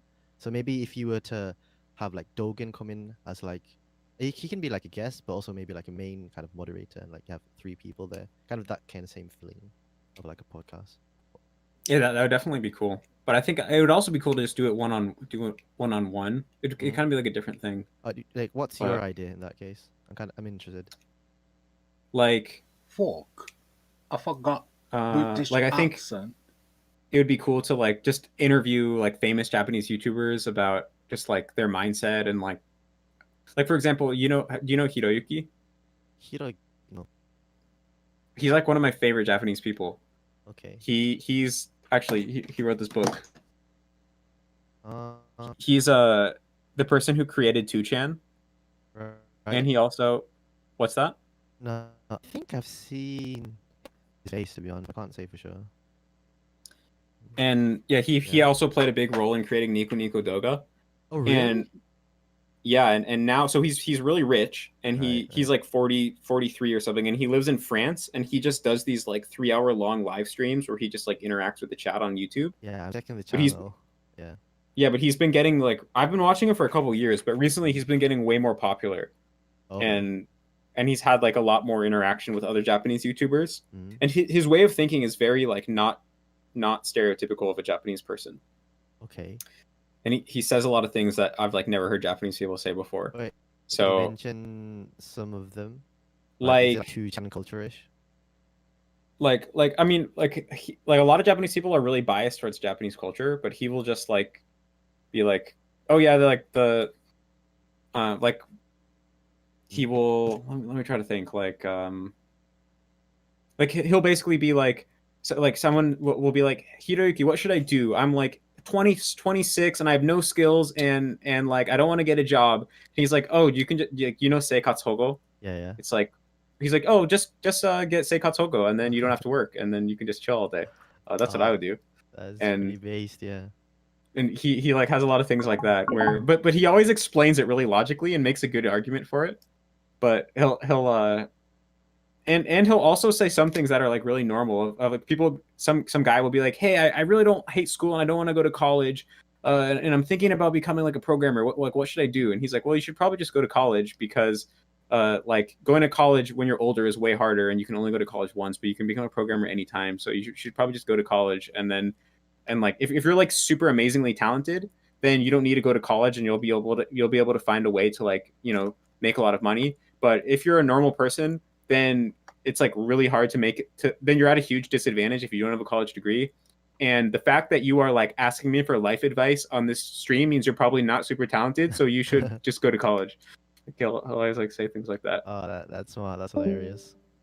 So yeah, it's really funny. So I think it would be super cool to just like interview him and other people like him and like who are like a little bit out of the mainstream but still like pretty popular. Like that would be my dream if I could like kind of, I think like I like doing what Joey does where he just has the one-on-one interviews and he's like sitting down with them in this room with like 2 chairs. I think that would kind of be my ideal, but with people kind of like Hiroyuki, other people like that.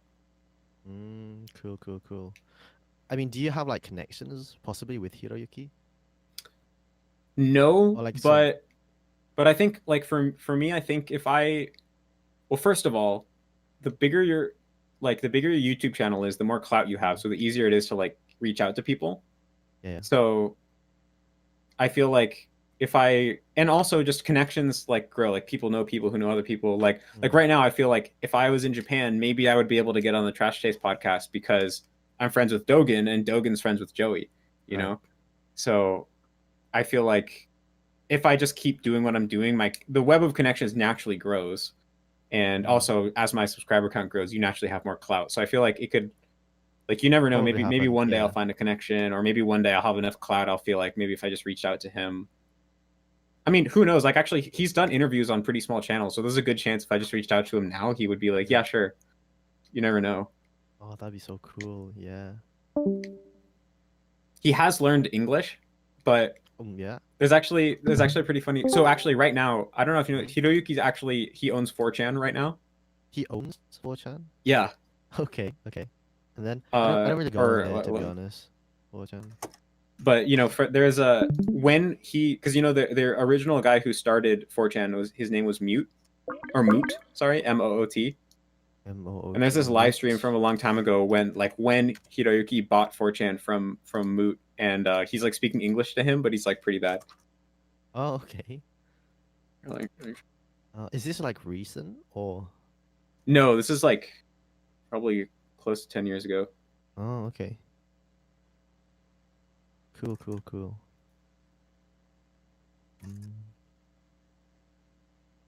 yeah. Videos. But he lived in America. Yeah, he got ran over by a car and sued the guy who ran over him, and then used the money to study abroad. Yeah. Oh, the guy's also smart then. That's so funny. Yeah, and he went to like the middle of nowhere in America because he didn't want there to be any というわけで、Japanese こんばん people は。 there. He wanted to like be forced to learn English. Oh, okay. Oh, that's so eccentric, man. I love this dude. Yeah, he's like the coolest Japanese person that I know. So I want to do like interviews with these types of guys. Oh, that'd be really fun, actually. Cool. Yeah, I Do you guess think, yeah. Go ahead. No, I was just asking, like, do you think you'd have like so much more content once you come to like Japan? Are you gonna do like regular vlogs or stuff? I mean, I don't know. I mean, if I wanted to, there's a tons of content that I could kind of make. But I feel like for me, I don't want to. Making vlogs about being in Japan, that's so basic, you know. I wouldn't want to do something like that. I'd want to find some kind of. I would want to do something where like only I could do it, ideally, you know. So then people have a real reason to watch me instead of someone else. True. but yeah, I haven't thought about it too much. Like Mm. how would my content creation change if I went to Japan? But So you have like a plan for like the next 2 years, 3 years maybe, but maybe not too far into the future, you would say? I mean, I don't even have a that clear of a plan even for like a year from Okay. now, really. But well, But also yeah, I think another thing that I have is maybe doing something like Refold, but like in Japanese for people learning English. So I think that's another idea that I have is like just like have a channel where I'm explaining how to learn a language in Japanese to Japanese ooh, people so they could learn English. That's probably the thing that I want to do the most, yeah. like next. I mean, for YouTube, that's also really good, right? Like, I know foreigner teaches Japanese people English in Japanese or something. Yeah, and I feel like immersion learning is like totally untapped The in Japanese Japanese. community, yeah, true. Like no one, yeah, like especially with like and then with Anki and stuff, like no one knows about that, True. or like Actually, very few. yeah, because like I talked with a friend before, like he wanted to study English, right? And he was confused on how to do it. I introduced Anki, and he actually said to me like, "How come no Japanese people know this? This is like the perfect app ever." So yeah, Yeah, I mean, even it was almost the same even in the English world until like I mean, Anki, I feel like just in the last couple years has like been getting a lot more popular. mm, But still, if you go to your average Japanese learner on like for example, if you when I was at my local college, yeah, taking like and I talked to other Japanese learners there, most of them didn't know about Anki still. So, but it's even less in Japan. So, true, true, but yeah. yeah, especially now that like when I so do you know what I'm talking about? Yoko, her channel's like Mm, why yo yeah. this person. Have you ever seen this person? Wait, isn't this the Yeah, like yeah, he couldn't not couldn't but wasn't as fluent as something something. yeah. Oh shit! Oh yeah, I just I just went to this video and Dogen commented on it. I I didn't yeah, see that. yeah. Yeah, Dogen is like And then he just said "Benkyo thisになりvideo, ます." yeah.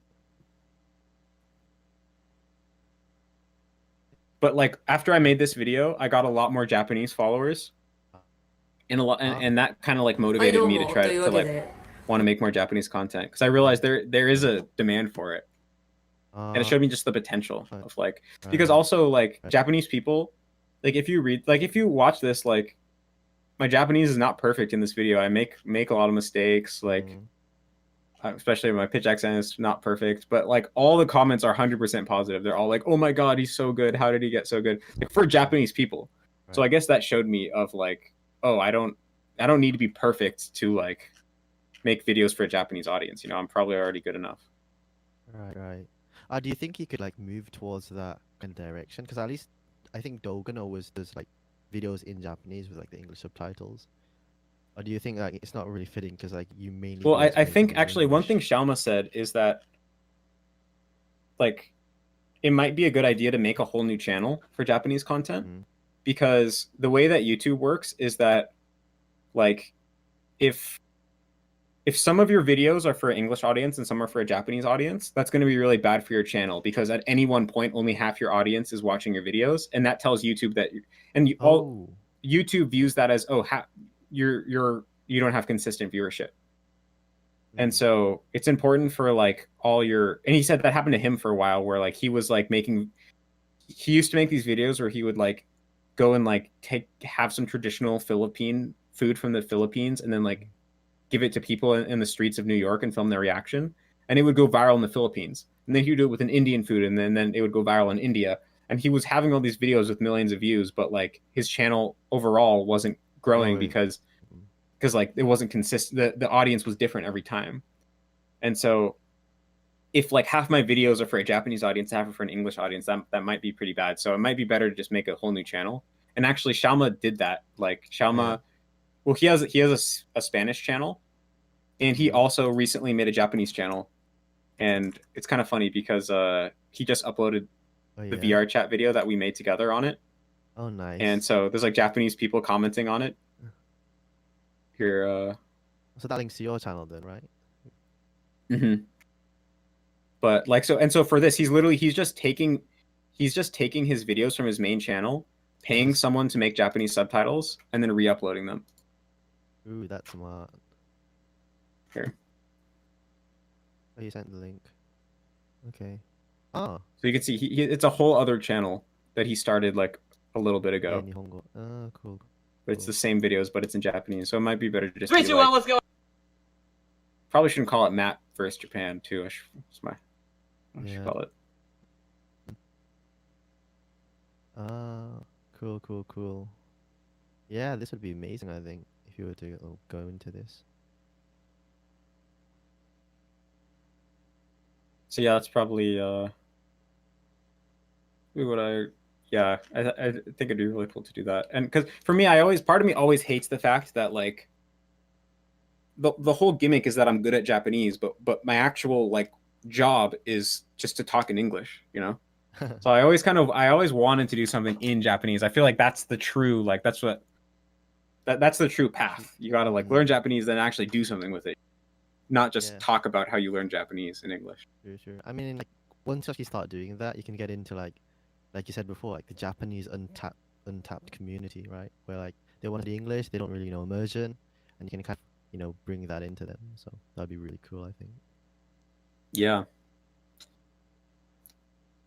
Cool, man.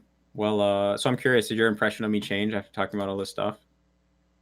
I mean, to be honest, I had a pretty normal impression of you. I mean, I did see the video, because like I kind of understand that kind of me feel that DJT has, but also at the same time, everyone kind of acknowledges that you are a big figure and you're kind of participating, helping, contributing to the community. Because like I know a lot of people like Vin, for example.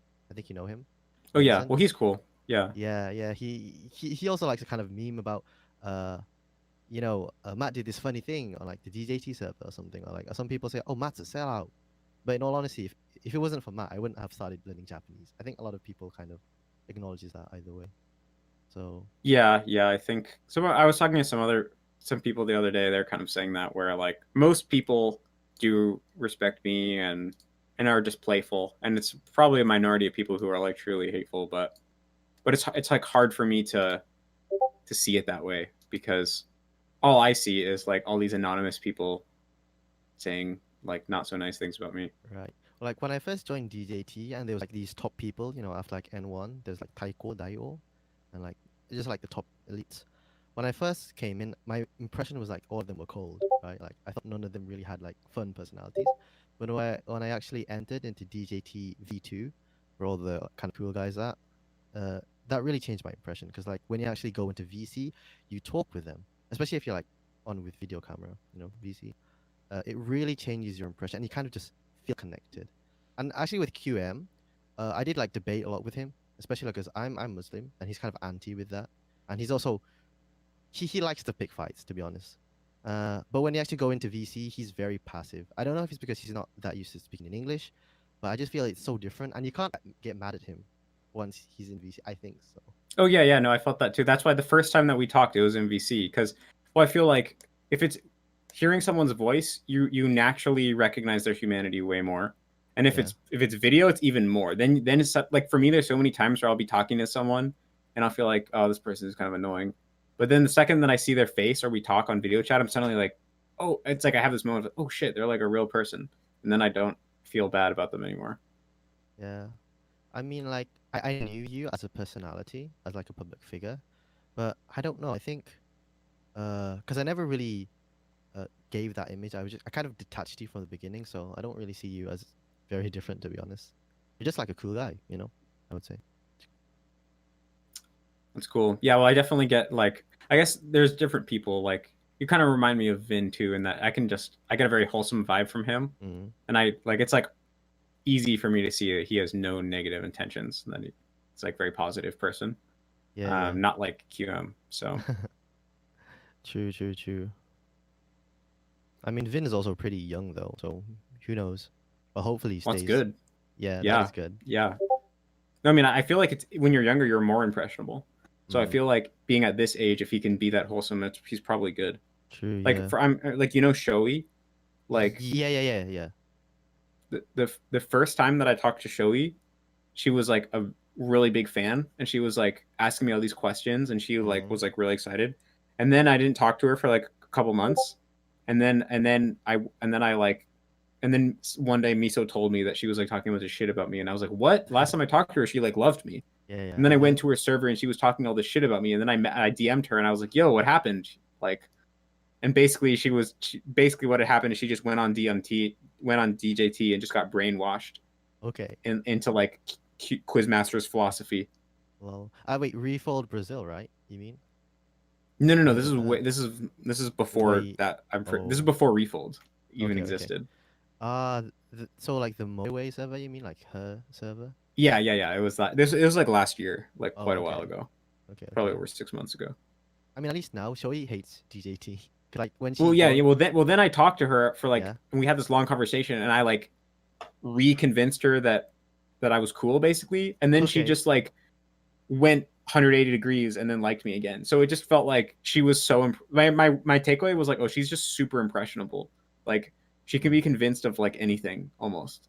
Ooh. If you can like get her to think that you're a authority. Yeah. Wait, So do you actually yeah. think that she's like, I think she's like 15. She says like she's 15 years old and she's like from the UK and she's mute. Do you actually kind of, Yeah. did you buy into that? Do you think it's true? Have you like talked? I don't think you. I mean, I'm definitely not 100% sold, but Okay. but I guess I assume like overall I lean to the side that thinking it's true. Okay. Why? You don't think so? I don't know, because like at least the DJT people, a lot of them don't believe so. They think it's I mean it is kind of a far-fetched story. right.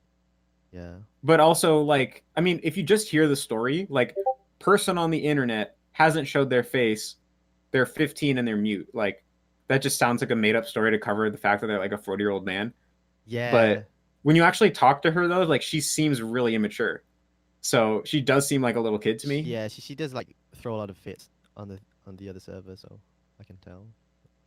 And like I actually had and like there was one time where she made a Patreon, and yeah. I was trying to help her start. I helped her start the Patreon, and she like had all these issues because she wasn't 18, so she couldn't. She like needed to get her mom's permission and all this stuff, and it really seemed like very far fetched if that was literally just a story she was making up. So I don't know. I guess after talking to her for a while, I felt like it's probably true. Also, I have a friend who's like seems pretty close with her, and he definitely seems like convinced. So I guess. Okay. Well, what do you personally think? As like to be honest, I want to believe, but at the same time, well, because like actually, it's hard for me, because it doesn't really change how I would like communicate with her, but I would just feel kind of weirded out with it if she's actually not a girl, a guy, 40 years old, kind of LARPing as a 15-year-old. But I mean, she's still kind of fun either way. So yeah, I mean, so like I don't know about like that kind of imposter. But your default, you lean to the sides is probably it's probably not true. Yeah, like if it's no. What's the reason for that? Just because the story itself is far fetched, or is like what's the thing that pushed you in that direction? It's kind of, for me, it feels kind of unbelievable, like the way that she built the server. She like got with everybody, kind of the connections, and then like the way that she interacts with people. I mean, only recently have I kind of got into, okay, yeah, she does like throw a lot of fits. She gets pretty emotional very easily. So I guess so. Or is that just like a persona thing? I don't know, because like, what do you think about like internet imposters? Like, what's your impression of that? I mean, I know it happens. I know it's Okay. definitely a thing, but I don't have that much direct experience with it. Oh, So okay. nothing really comes to mind. I mean, I guess there are some areas where like for example, I don't know if you know Vlad. You know Vlad? No, Vlad. He No, the used to YouTuber? be in the Moe server, Oh, okay. and he's like a longtime Japanese learner. I knew him since like before I like really did YouTube, and he's like pretty good friends with Shoei. And he was like telling me how she like is like super knowledgeable about Computers. these like Windows 10, yeah, like about yeah. computers and stuff. And like also, yeah, she like wrote she like writes a lot, Okay. You know, like she wrote this like really long guide. Yeah, So yeah. I guess I interpreted that of like maybe she's like she says she's autistic. Maybe it's the kind of autism where you're like really unbalanced, like you're like really like have really amazing talents in one area, but then like you're lacking in another area. But I don't know. Now that you say it, maybe that is kind of suspicious. I don't know. Like when you first joined DJ, because like you joined with like Nihongo Boss, right? And like there was like this stream. That well, Uh, I mean, there was a time before that. That oh was like yeah. not the first time I joined, Oh, but okay. I mean, do you think that people, I don't know, like from the way that you chat, are easily, uh, I don't know, like they can guess that it's you very easily, would you say? Or that, because you said that there was one time before that. I don't know about the details. So. no. The reason why people knew Nihongo Boss was me is because I was in the voice chat Yeah, talking. yeah, there was that. So that totally gave it away. No, but you know there was a recent time. Did you hear of that? I like one of my alts got found out that it was me. Uh, I don't know. I think that was in DJT. It was like somebody called Ren or something. I don't know. Yeah, so like I had that alt for like a year, Okay. and they didn't know it was me and no one Oh, even really? suspected it was me until I fucked up like 2 weeks ago. No, wait. I need to check on DJT. I feel like I've seen the name Ren. Did he like join voice chat or something? Because like there used to be this really long like week voice chat on like DJT where like a lot of like the good guys like Sam, HMCL, Thry, they would join and we like just talk like hours on, you know. And then like Ren would join VC and like talk about pitch or something. So I it never was talked. oh you know no I mean like I only chatting. chatted. Yeah, yeah. I would listen and then write. Ah, okay. So interesting. So that was like you But 1 year ago or something. yeah, and no one knew it was me. The reason I got found out because I someone told me that a bunch of people were talking shit about me in the Refold server, and so I used Ren to join the server, Right? and then I was the only one not saying anything, Right. and that's how. And then someone like started joking, like, "Oh, I bet this is Matt listening." And at first it was just a joke, Yeah. but then I like got freaked out. So then they And you like started responded. memeing. So then I responded, and then I fucked up, and then that made it way more obvious that it was me. Oh, okay, But if it okay. wasn't for that, then like yeah, I used to go on that. I mean, I didn't go on that much, but like I had a couple like long conversations on no one even suspected it was me, so I don't think so. Oh, cool. So you would say that you would use those to like, I don't know, check out DJT? Because I mean, like, I remember Ren, I said like joining and chatting, and I think, oh, that this is a cool guy. Yeah, he can like, we can have fun. And do you think that it would be much more possible to like join the community if it was like through an alt maybe or something? Yeah, definitely. Well, that was actually my idea. Mm, Like with Ren, I was gonna actually try to join the community, yeah. but I realized because I was like, oh, if they don't, they'll just treat me normally if they don't know it's Matt vs Japan. But it's like, but then they would whenever I saw them talking shit about Matt vs Japan, You would feel. yeah, I would feel bad. So then I just Mm, realized like I can't like it's too harmful to my psychology to like be oh, regularly seeing people talk shit about me. yeah. That is hard. Oh, that's so sad. Yeah, but it is what it is. And yeah, it has its ups and I mean it has its positives and negatives. You know, like getting to go and film with Shama, that was like huge, cool positive. So Yeah, that was can't really complain. cool. Like and like getting to like talk to Dogen, film videos with Dogen and stuff like Yeah. that. How would you say Dogen is like in real life, just as a person? Uh, I feel like we could be good friends if we lived close to each other. He's yeah, he's pretty chill. Like what do you mean particularly? No, because like, would you say he gives off the personality, or it's just like normal him, natural him? Because like, I'm sure you If have you like watch multiple. well like have you ever seen his live streams? Yeah. I've seen like one or So you two. know in his live streams he has a very different vibe than when he's like doing a comedy skits, right? Yeah. Oh, The so you would vibe in his say, live streams are like very much similar to like when we're just talking and not recording okay, anything. okay, it's nice to know, I guess. I mean, there's certain things that he doesn't say on like that he like has said to me, but he probably would never say like on the live stream because he like is Mm. afraid of getting canceled or stuff. But Yeah. overall, it's very close, I would say. Oh, nice. Yeah. I know. I'd love to see you like get more, interacted into the community, talk more, but it must be really hard. Yeah, I mean, yeah, it's pretty much impossible because like anything, like for example, one time when I was doing the like Nihongo boss, right? Right. I was just hanging out in the voice chat, and we were having a good time. We were having a high like a everyone was having a good time, and I was actually like reading visual novels with them. Yeah, yeah, yeah. And then someone recorded it and uploaded it to YouTube and called it Matt vs Japan fails to read easy light novel or Ooh. fails to read easy visual novel. I don't know if you've seen that video. It doesn't I have a lot of views. mm, But so then that was just a confirmation of like I can't be part of the community because they're gonna like there's always gonna be someone who just comes and ruins it, sabotages me. yeah. Oh, that's so sad. I mean, I don't know, cause like yeah, there's like the security complex and also like the hunter gatherer, us versus them. I don't know, cause like I think it'd be really cool if you would just like be part of the community. But Well, at the I think same, another thing mm, that is kind of problematic is that I make money off all this stuff because I know in like 4chan there's kind of this vibe that like everything should be free mm, and you shouldn't sell stuff. That's like immoral to sell stuff. right. And it's kind of silly, but that is the vibe, right? Everyone pirates everything, and so that the fact that I make money off it, even though most stuff is free, it bothers me. But I probably will sell more stuff in the future, so they'll probably hate me even more when that time comes. Right.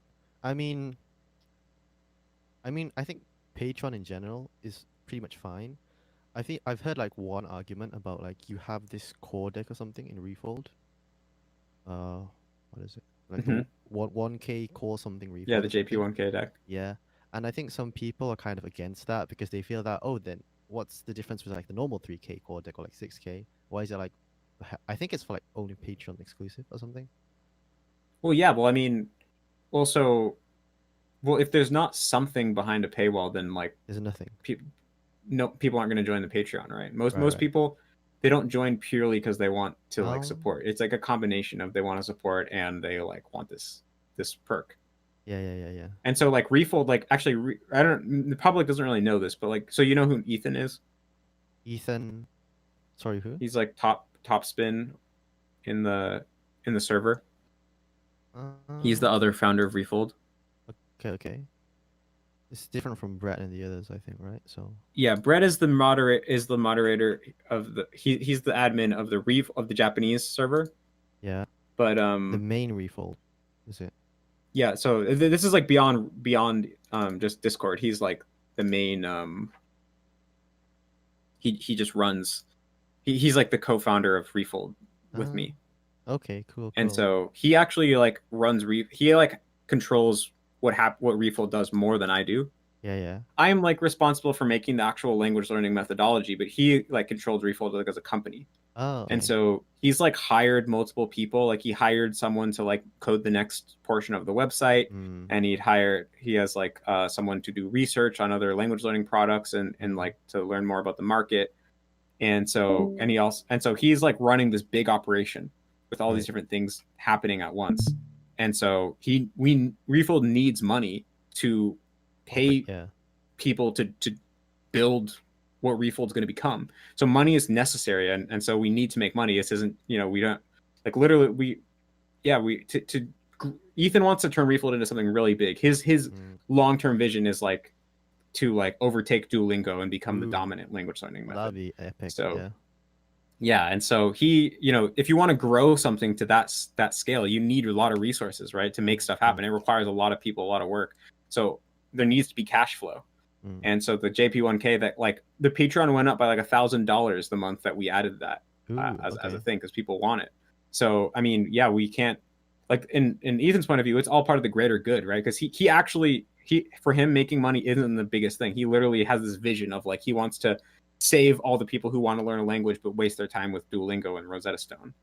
And Wow. to make that vision happen, you need cash flow. So it's all part of the bigger vision. I never actually thought about that. Well, I never heard it like about that to begin with. So, yeah, I think like the main impression people have is that like you're cashing in like a very simple like deck that doesn't seem to have much effort put into it. But like if you talk about the whole background story towards it, I think it is actually quite amazing as like a whole project. So, Yeah, and that was, I mean, and I mean, if you I the video where I explain the deck, Yeah. is free. Anyone can watch it. It's on the YouTube channel. Yeah. So if anyone could take the idea and then make their own, it's like if the deck's that easy to make and that's what you're complaining about, then just make your own. The idea is the important part. I'm giving you the idea for free.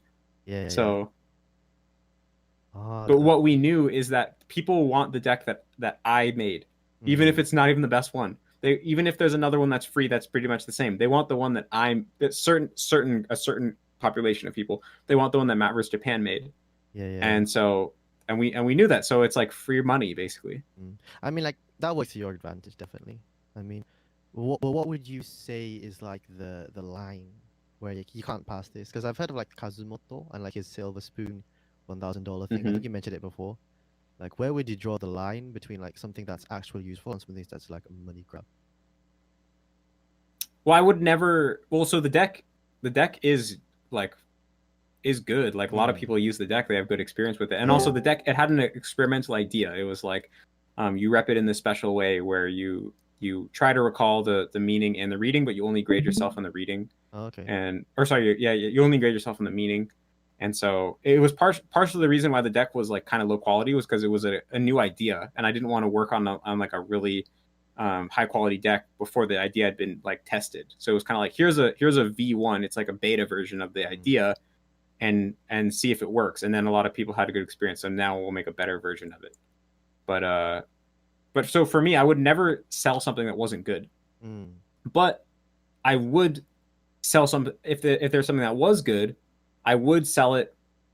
I would be willing to make it overpriced if people were going to buy it. With the caveat, like for the way I view it is that I think it's important that you could use Refold to learn a language for free. That will always change. That's what we mean when we say Refold will always be free, is that no matter what we do in the future, if you have zero money, you will be able to use Refold to learn a language. And everything that we sell is to make it more convenient or just easier, right? Like maybe we make tools that make it like more efficient or take less effort. Maybe we make decks that save you time. Like those we will sell, but you won't never need those things. The important part is the methodology, right? And that will always be free. Have you ever made like a clear statement about this? Because I think a lot of people are misunderstanding the whole it will always be free forever, and like taking the Refold like the deck as, oh wait, this is a sellout kind of thing, without like going into the context. Actually, yeah, that's a good point. We probably should be clear about that. That is a good idea. We probably should make that statement somewhere, because I know, that I have seen some people kind of say that. The other thing is that we do have the idea of, so like actually, I've talked to Katsumoto a couple times, and I also have some friends who like used to be quite close with Katsumoto. Yeah. And surprisingly, I was surprised, he made a ton of money from selling Silver Spoon. Ooh. Like millions of dollars from selling Silver Spoon. Millions of dollars. Yeah, because when you do the math, some of the courses so actually I know somebody who he used to be an affiliate for Katsumoto's courses. Yeah. Meaning that he had his own link, and if someone bought Katsumoto's course with his link, he got 50% of the income that the link made. And he said Katsumoto's most expensive course was $10,000, and he sold it once and made $5,000 from that. And so basically the idea is that there's a small population of what they call whales out there. Yeah. There's just these people, and they're kind of gullible, and they have a lot of money, whether that's because they got really lucky with Bitcoin or because their parents are rich and they're spoiled. Yeah. For whatever reason. And so if you can like target that small percentage of people that are rich but also kind of gullible, then you can make a ton of money. Because if you sell a course for, let's just say $1,000, you only have to sell like you can make if you sell 100 courses, then you make 100K, right? So you don't, and then when you think about like just 100, it's like, well, we almost have 1,000 patrons at Refold, so that's not a lot of people, right?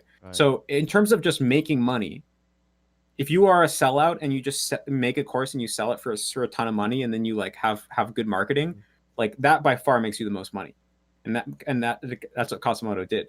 So what I would be potentially willing to do in the future is, first of all, there will always be a free version that works and is good. Second of all, I would never sell something that's crap. Like Silver Spoon is actually crap. Okay. But I would be willing to sell something that is good for a grossly overpriced price. For like those whales. For the whales. Yeah. Okay. So relatively speaking, it's not that expensive actually, if you think about it, right? Yeah, Then like maybe Refold. Well, basically, what we're talking about is Refold might have premium courses that are like $500 or something. okay. That is like $500, and it's like complete like Refold stage one package. It has like tells you exactly what to immerse with on what day. It's like so someone could make zero decisions and go through the process. We might have that one day, but it won't be like you need to buy this course to learn the language. In fact, it probably won't even be advertised very big on the site, because when you go to a site and they're shoving some $500 thing down your throat, most people's reaction is, oh, so this is just a scam, or like, oh, this is just, you know. So it will actually probably be like it will only get marketed to like people on an email list that like have like shown a certain amount of interest or something like that, and stuff like that. So, but again, that's all just because it's like a really good way to make money, and the more money you make, the more that resources you have to grow the company. Because like Ethan's vision, he eventually wants to like make like contracts with the government and like get it put into schools as like programs, like instead of normal language class at schools. So he, you know, that's his vision, and making money is mostly like just a tool to help you, you know, be able to make more happen. Right. Oh yeah. Because the thing is, right, I never knew about like that whole side of Refold. That you were making this whole big project, and like the whole definition of like free forever, and also I think there's no problem actually in that, the courses, premium courses, because it's not like the people who like study for free are gonna actually buy them, right? But you're still giving the option for Yeah, people who yeah. want And to it's not take them. it's not like selling the course is going to make what they already like. They have what they had the whole time. It's not like we're taking anything away from them. Right, right. True, yeah. In that case, I would say that like some of the hatred is actually pure bias. I mean, like if you could make a statement that really just fully acknowledges that this is the way that we're going for Refold, and I think a lot of people would, be much more informed in that case. Yeah, that's a good point. I'll talk to Ethan about that. That is, we should think about that. But the other thing is that the Japanese community in particular has it's almost like like on all the other languages we're starting at like zero in terms of like what their Oh, impression of us. It's like yeah. we're starting at zero, and then we can make a positive impression, whereas the Japanese people, they're already biased of like, you know, Yes. thinking that we're up to no good, and we have to like Mm. convince them otherwise. So it's kind of extra hard. But Right, right. That is a big challenge too. also we have like just like a lot of plans that will be happening in the future. So I think we're kind of hoping that just like our actions will like make things clear. Nice, nice. Yeah, I'd love to see that actually, because that would kind of shut a lot of like DJT people who would, think a bit bad about, your project. Yeah, I mean, but and also at the end of the day, the DJC people are a pretty small number of people. Yeah, So you said that. Yeah, true. it's like from a business standpoint, and also they're the least likely to ever pay money. So it's Mm. like from a business standpoint, it doesn't matter that much. But because I mean, like when you think about like mainstream, like every mainstream language learning thing is like they have no morals and they'll do anything to make money. So like when you compare Refold to like Duolingo, like we're so much more moral. Like they probably know their product doesn't actually work, but Right, they put all their resources into like gamification and making it as addicting as possible right, instead of right. actually trying to make it like better at helping you learn a language. True, true. And yeah, in that case, yeah, Refold would be the much better product. Yeah, but I think that's the problem with the DJ thing, is that in their mind it's not like, oh, look at Refold and then look at Duolingo. Oh yeah, Refold's a lot better. It's like they forget that Duolingo's even a thing, and then they're just like nitpicking Refold basically, even though it's like probably the like most wholesome and like helpful language learning like system that exists right now at the present moment, you know, compared to Right. like all the other like language learning apps and like textbooks and everything else out there. Yeah. Or like, I guess they know both, but they still don't compare between like Yeah, because Duolingo or it's like those Refold. other ones. It's like もう相手にしない Mm. 最初から Yeah, yeah. 相手にするまでもない. Mhm.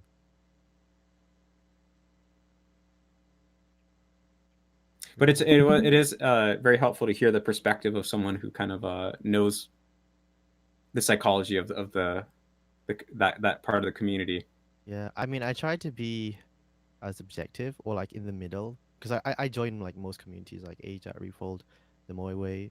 DJT. I try and have fun in all of them because I think most of the people there, they're all like really good guys. They actually enjoy Japanese a lot. It's just that these kind of small dramas kind of breaks out into like huge separation between the communities, which I think is really sad.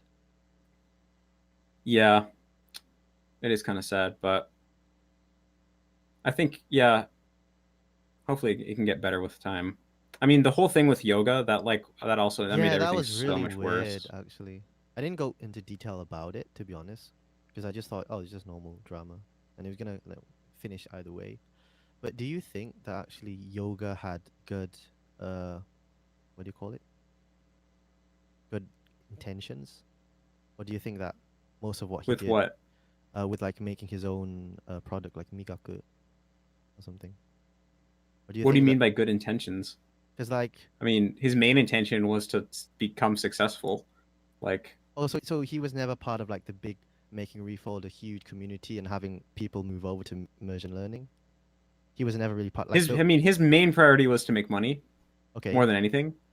I mean, that sounds bad when you say it, but like basically, he, when I met him, he was already 32, and his okay, wife is like 6 years older than him. So his wife was like almost 40, okay. and he had spent his whole 20s like Mm, basically flying around Asia, fucking around and learning languages. yeah, yeah. And his wife supported him the whole time. Like he's been with his wife for like over 10 years. So he felt like his wife would go whatever he wanted to. He wanted to go to Japan, she'd go to Japan. He wanted to go to China, she came to China. He wanted to go to Brazil, she came to Brazil, and just like was like Furimawa Sarata by him the whole time. And she like put up with him and supported him the whole time. So Wow. now she's like almost 40, and really they want to have a kid.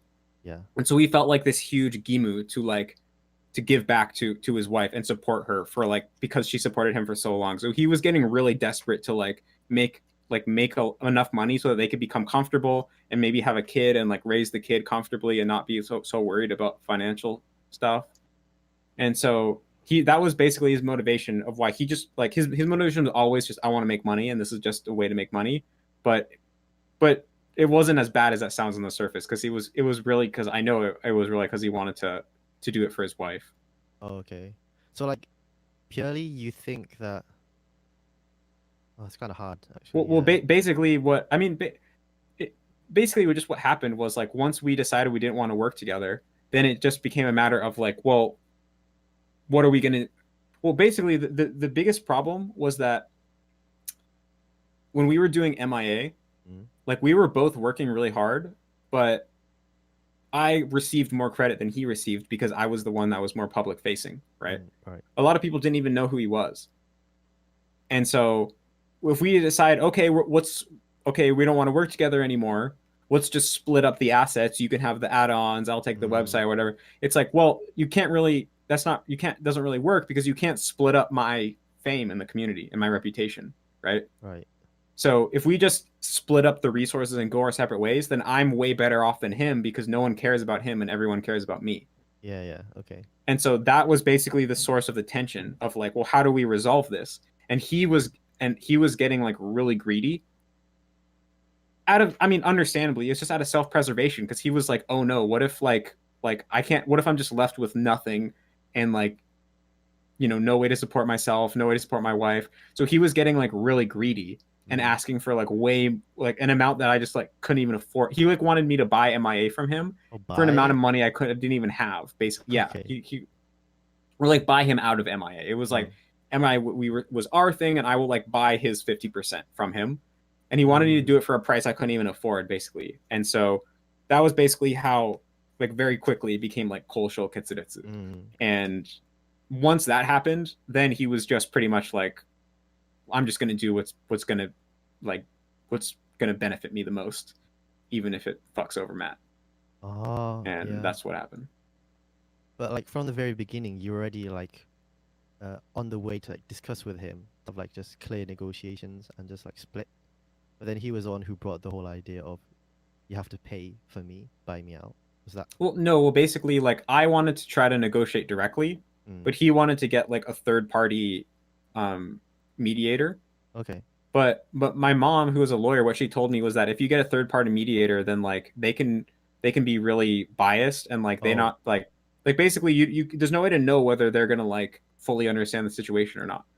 So if you get really unlucky and the mediator says something like totally unreasonable, then I'm like really fucked, because then I can't argue back with that, right? Like if the mediator says, okay, I decided that you should pay yoga like $50,000 or something, And you then can't go my choice against is that. either what? You can't go against that. Is that like final? Well, I could, but then that looks even worse to say like we got an unbiased third party mediator, and then Matt just ignored it when he didn't Oh, so that looks even worse than if you never got one in the first place. right. So that's why I was like, well, let's just negotiate directly. And he refused. He was like, nope, I'm either get a mediator or I'm not talking to you. So then I literally just said, okay, I'm not talking to you. And then I didn't hear from him for a month, and then he made the defamation video. Oh yeah, that is bad. But we were both in the wrong. Like I can think about a lot of, like, of course I've thought about it a million times. There are so many ways I could have gone about it differently. Because also for me as well, I was like in survival mode. I was freaked out. I was like, what if Yoga tries to? Because also, most people don't know this, but Yoga was actually the more dominant one in our relationship. Like he was Really? 7 years older than me.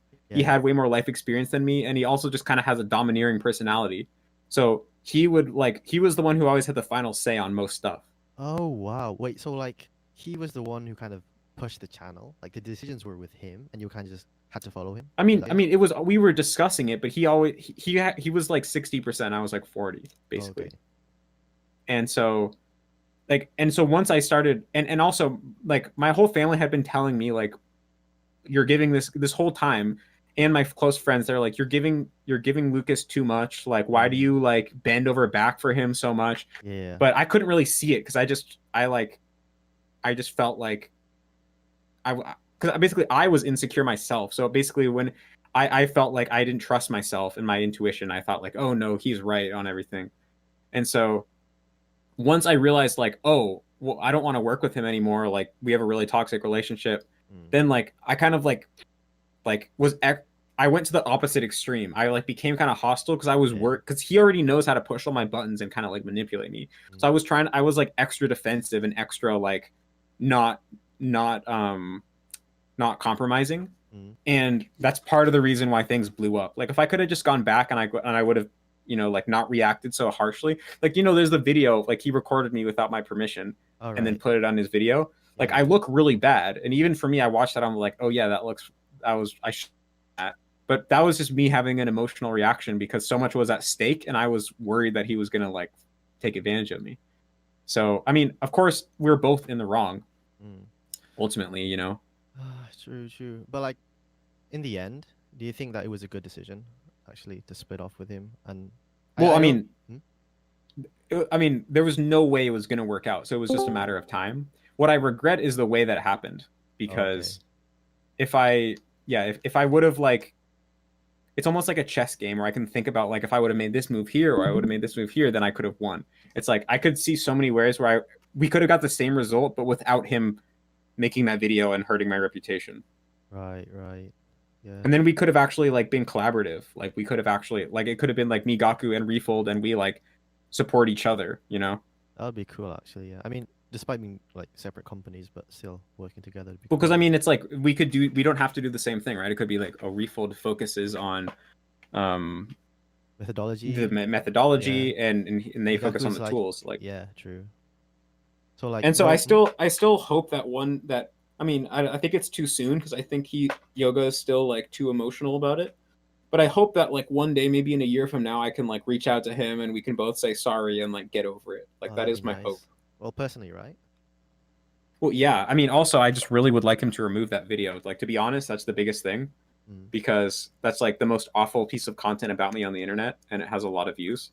Right. So more than anything, I just want him to remove the video. But also, I just like my conscience would feel a lot clearer if we like worked that out. Like, it just doesn't feel good to like have enemies on the internet. True. To know that there's people out there who like want to get you. It's just like makes it's like hard to sleep at night, basically. Yeah, I guess that goes also with the Anna Crayon video. I think, was it? Yeah. I mean, that one's less of an issue than the Yoga one, just because it has fewer views. But yeah, still, it's just like because from the internet is so permanent. So that's like the idea that it's like, oh, this video will be there forever. Like my kids could like search this up and find all this stupid stuff that I've done and respect me less. Like that is what like tortures me the most, basically. Oh, true. Wait, did you ever put out like a clarification statement against the Migaku video, the one that you Yeah, I released? did, Oh yeah. but I took it down because like basically right now, like my channel is way bigger than his channel. Mm. So if There's I no kept point. my clarification, what's that? No, sorry. Like, was there like no point in like actually putting it out? Just like it would be better to No, like no, no. not. I had to put it out Yeah. because if I would have said nothing, people would have just assumed that the accusations were Oh, true. yeah. Yeah. So I put it out, and actually, it had 30,000 views at the time Mm. that I privated it. But the reason I privated it is because right now, like there's like for example, let's say that video came out on Shamla's channel. It has 200,000 views. A lot of people probably learned about me for the first time from that video. Right. A lot of them probably went to my channel and checked it out. If that video saying like responding to Yoga's accusations, if that video is there, they're gonna be like, oh, what accusations? And they're gonna click Oh. on it, and then they're gonna find out about Yoga's video. Whereas if when that video is not there, they're never even gonna hear about it. So it's in my best interest to like not have that video up because most people don't know about it, and I don't, and if they don't know about it, I don't want them to know about it. You know? True. True. True. But like, honestly, do you think that Migaku, I mean, compared to Refold, uh, would actually progress? Because I see like Refold as being a big community, but I can't really see Migaku as being a community rather than Well, like a tool product thing. well, I think the biggest problem is that Yoga doesn't know how to run a company, Okay. and because I don't know how to run a company either. But you But have, Ethan, yeah. yeah, Ethan does know how to run a company. Ethan, he worked in the startup world for like 10 years, and he grew this one startup to be really big. So Mm. he has a lot of direct experience running a company. That's his area of expertise. And so working with Ethan is versus working with Yoga is like night and day difference. Like in hindsight, we had no idea what we were doing, and we wasted a ton of time just like arguing about dumb stuff, and Oh. all our intuitions about like where to put our energy into were totally wrong. And so I know that Yoga doesn't know how to run a company, and I don't think he even knows that he doesn't know how to run a company. And Okay. also, he's just very bad at handling people. Like he gets pissed off really easily, and he like gets annoyed when people like when he feels like people don't understand him, and he's like a nightmare to work with. So I think that's the biggest reason that they're probably not going to be able to grow very big is because he doesn't know how to handle people and how to grow a company, and he's not going to be humble enough to like hire somebody who does know how to do that. I don't think. Oh wow. So I guess good for you then in that case, or bad for him. So Yeah, I mean, I got lucky because I got lucky that I found Ethan because he's like pretty ideal partner nice, nice. Was he for like this stuff. before like working with other companies? Like he has like a ton of experience in that case. I mean, yeah, he was like, well, he worked on one company for a long time, and then he like left the company, and he wanted to start his own company, and he was just getting started, and he was learning Spanish, so he was like in the MIA community just because he Oh. wanted to learn Spanish. And so then when I was going to start Refold, we ended up talking because he wanted to start his own company anyway, and he like is really passionate about language learning, and he tried to learn Spanish for like many years with traditional methods and like got nowhere. And he even went and like lived in like South America for a period of time and got nowhere. And then when he found Refold, or then when he found MIA at the time and like learned about immersion learning, then it actually like worked for him. So for him, he's like very passionate. He like feels like he wasted all these years because no one told him about immersion learning, and he wants to save other people all that time. Right.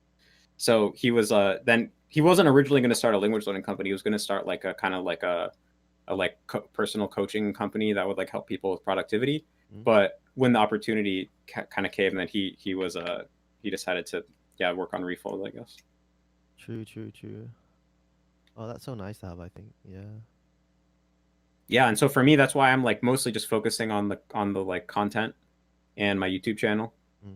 and it's really nice because I don't like for me, I'm not really interested in running a company. I thought I was at one point, but just my personality, I'd rather like focus a lot on one thing than like when you're running a company, it's mostly like you're like overseeing everything, and you're not really doing that much yourself. You're mostly like keeping track of who's doing what and like delegating things and like making sure everything's happening. So it's not really like my personality type. Right. So you've always been there for the content, right? So like as long as you're self-sufficient, then like it's totally fine, right? What do you mean by self-sufficient? I mean like financially, because like a lot of people, like I said before, that they're thinking that you're selling out because like you're greedy as Yoga would be, or like Kazumoto, because like those are the only kind of frame of references we really have. I mean, Yeah. yeah. Well, yeah. So yeah. I mean, like, yeah, like I said. Well, actually, so Ethan is planning on reinvesting almost all the money Refold makes back into Refold for the next like 5 years at least. Oh, So, so Ethan and my salary, they're already like capped. Like we already know how much we're going to make, and we're not going to make more than that, even if Refold makes more money. So, yeah, basically that's like that, and that's already like been determined. So, wow. That adds so much more perspective, actually. yeah, it's so interesting because I never like telling you this. I'm realizing, oh yeah, no one in the community knows this, huh? But I guess we never really thought to explain it. I'll ask Ethan what he thinks about telling people about it. Maybe Yeah. maybe there's a reason why he would say it's not a good idea. I don't know. Mm. I mean, I don't know. Like for me, at least, it adds so much more, I guess, character to you, as just like a big figure. Because like when you think about it, it's just like Patreon, money, support. Like how much is actually going into like the product we don't know.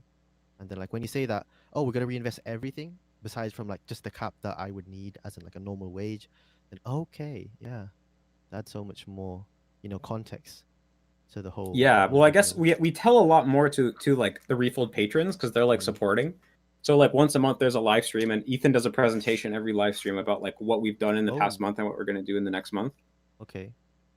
But I guess like I think you have to be a $10 patron to see that. So most people don't see it. Oh, So yeah.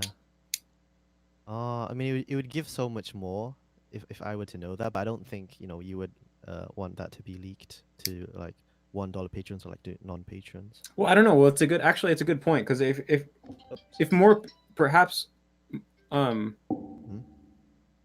perhaps more people would support if they knew where the money was going to go. So maybe it's something to think about. Right, right. Yeah, but anyway, that looks like someone just called you. Right, just got a call. I mean, it's fine to be honest. I'm also probably holding you up if you have something to do. I mean, it's a holiday for Oh, me, I right? mean, it's well, probably just gonna go call my girlfriend and talk for a Oh, couple hours and go to bed. It's, nice, it's nice. already 9 o'clock where I am. Yeah, I mean, it's 9 been p.m. really fun actually. I mean, besides the interview, like just talking with you and like seeing you as a person, I think it's really nice. Yeah, yeah. I always also appreciate people like yourself who they understand the community that always hates on me, Mm. but they're not actually like fully a part of it. Because I always find it very useful to learn about the psychology of it because sometimes when I see it, it just feels like I'm getting attacked, and it just really sucks. But when you understand the culture of it more, then I can it's easier to kind of like when you understand why it's happening and where they're coming from, then it doesn't feel quite as bad in a way. Right. I mean, if you wanted to know like the perspective of the people, like in the community, I think you would fit in DJTV too, but I can't say for sure to be honest. I mean, How have you? how many people are in there? Wait, there's like 20-ish, 30-ish. Some are Japanese, some are like kind of semi-big names in the DJT community. There's Stone there, if you want to talk with him. Have That's you so ever? funny that Quizmaster is in there. In my mind, Quizmaster was like the head of the PJT community. I mean, like, of like the DJT community, yes, but I think a lot of people have kind of separated with that culture. I mean, it's just like a group of like really close friends, I would say, and we just like play like Among Us together. I think that's really fun. And we also sometimes have like video calls. So like yesterday we were chatting. I was talking with like Stone and HMCL. I think you know him. Hmm. A Yeah, little bit. I mean, I know yeah, of him mostly. yeah. And like we're just having fun talking about like real life and like how to get girlfriends and stuff like that. Just And sometimes we also talk about Japanese. And I think having those more intensive conversations, because like I talk with like Thry and Sam a lot about taking the kanken, and I think just having like people of kind of similar level. Well, some of like definitely like Dai Senpai level, like Ham Slice, but just having people with closer levels makes it so much more Yeah, engaging yeah. to talk. I guess I mean I would definitely be potentially. I mean, first of all, I don't know if they would want me, and I would totally understand if they didn't. Okay. Um, and then I guess for me the other thing is like I would just have to know that like they're not going to use anything that I shared with them against me, Oh, basically. I mean, like we could Like have they're not gonna like secretly record me and then that yeah. gets leaked or something like that. Oh.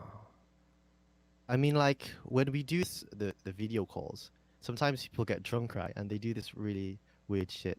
Like some of them, I don't want to go into the details, but like it's very embarrassing. But I think like most people, they have this tacit agreement that okay, we're not gonna record, or even if we do Yeah, record, it's for yeah, the lols, it's for the memes. Like when we look back like 5 years, oh, you did like you went naked like while drinking or yeah, something yeah. like that. I mean, besides that, I don't think people have that like hatred towards each other because like we've seen each other like our faces, we've talked, and so I think Yeah, I that definitely is think yeah. Once you seeing someone's face, that definitely like builds a level of trust that is hard to get right, otherwise. right. Okay, well you can like toss the idea out there and see what they respond to it. True, true. Yeah, I can maybe like talk, ask them, would they want you in? Yeah. Well, yeah, and then let me know what they say. Like I said, I would totally understand if they didn't.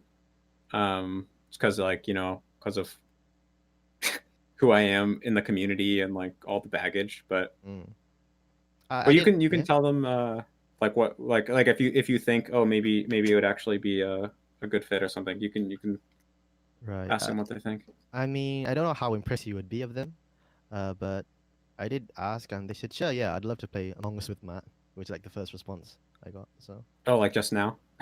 yeah, I just chatted into the general chat. Like, yeah, sure, let's play Among Us, because like we were actually planning to play Among Us, uh, but like, I mean, they're playing, I'm not, because I have an interview now, but I'll probably play later. So. Okay, well you can invite me if you want. Sure, sure, sure. Uh, I mean, I don't know about now though, because they're still in game. But you would like to Yeah, play? maybe you can. Yeah, it doesn't, it doesn't have to be now. You could, but yeah, you should probably like actually talk to them once and Sure, sure. first Yeah, and see. I'll talk with maybe some of the Like you can give them suppliers. the context that you talk to me and stuff. Sure, sure, sure. Yeah, I'll just say I had an interview with Matt. He was a really good guy, and you guys should like know this. I mean, I don't know if you want like people to know your story, the context behind everything, so it has like a clearer picture, or just want do it yourself with your own statements. I don't know. I mean, well, like I said, the biggest thing is like the only thing I'm concerned about is that like I kind of told you how like it kind of does suck that people like you know like are always like watching me and making memes of me and like Right, and stuff like that, like right. trying to look for stuff that they can use against me. I'm only worried that if the general DJT community knew that it bothered me, that would like just put fuel to the fire, Oh, yeah, yeah, yeah. So that's the only concern. Like if you think, oh, these guys I can trust enough to the point where that wouldn't happen, Mm. then it's totally fine, you know. True, true, yeah. I mean, I'm gonna have to ask the admin anyway. He's not online now. But sure, I'll definitely talk about that. I think it'd be really cool if you could join us in some, games or just have fun. Yeah, I mean, it would be cool if I could. Like I said, I always thought it'd be nice to be in Japanese learning community. Just been hard for all those reasons. So Yeah, man. I mean, it has been amazing.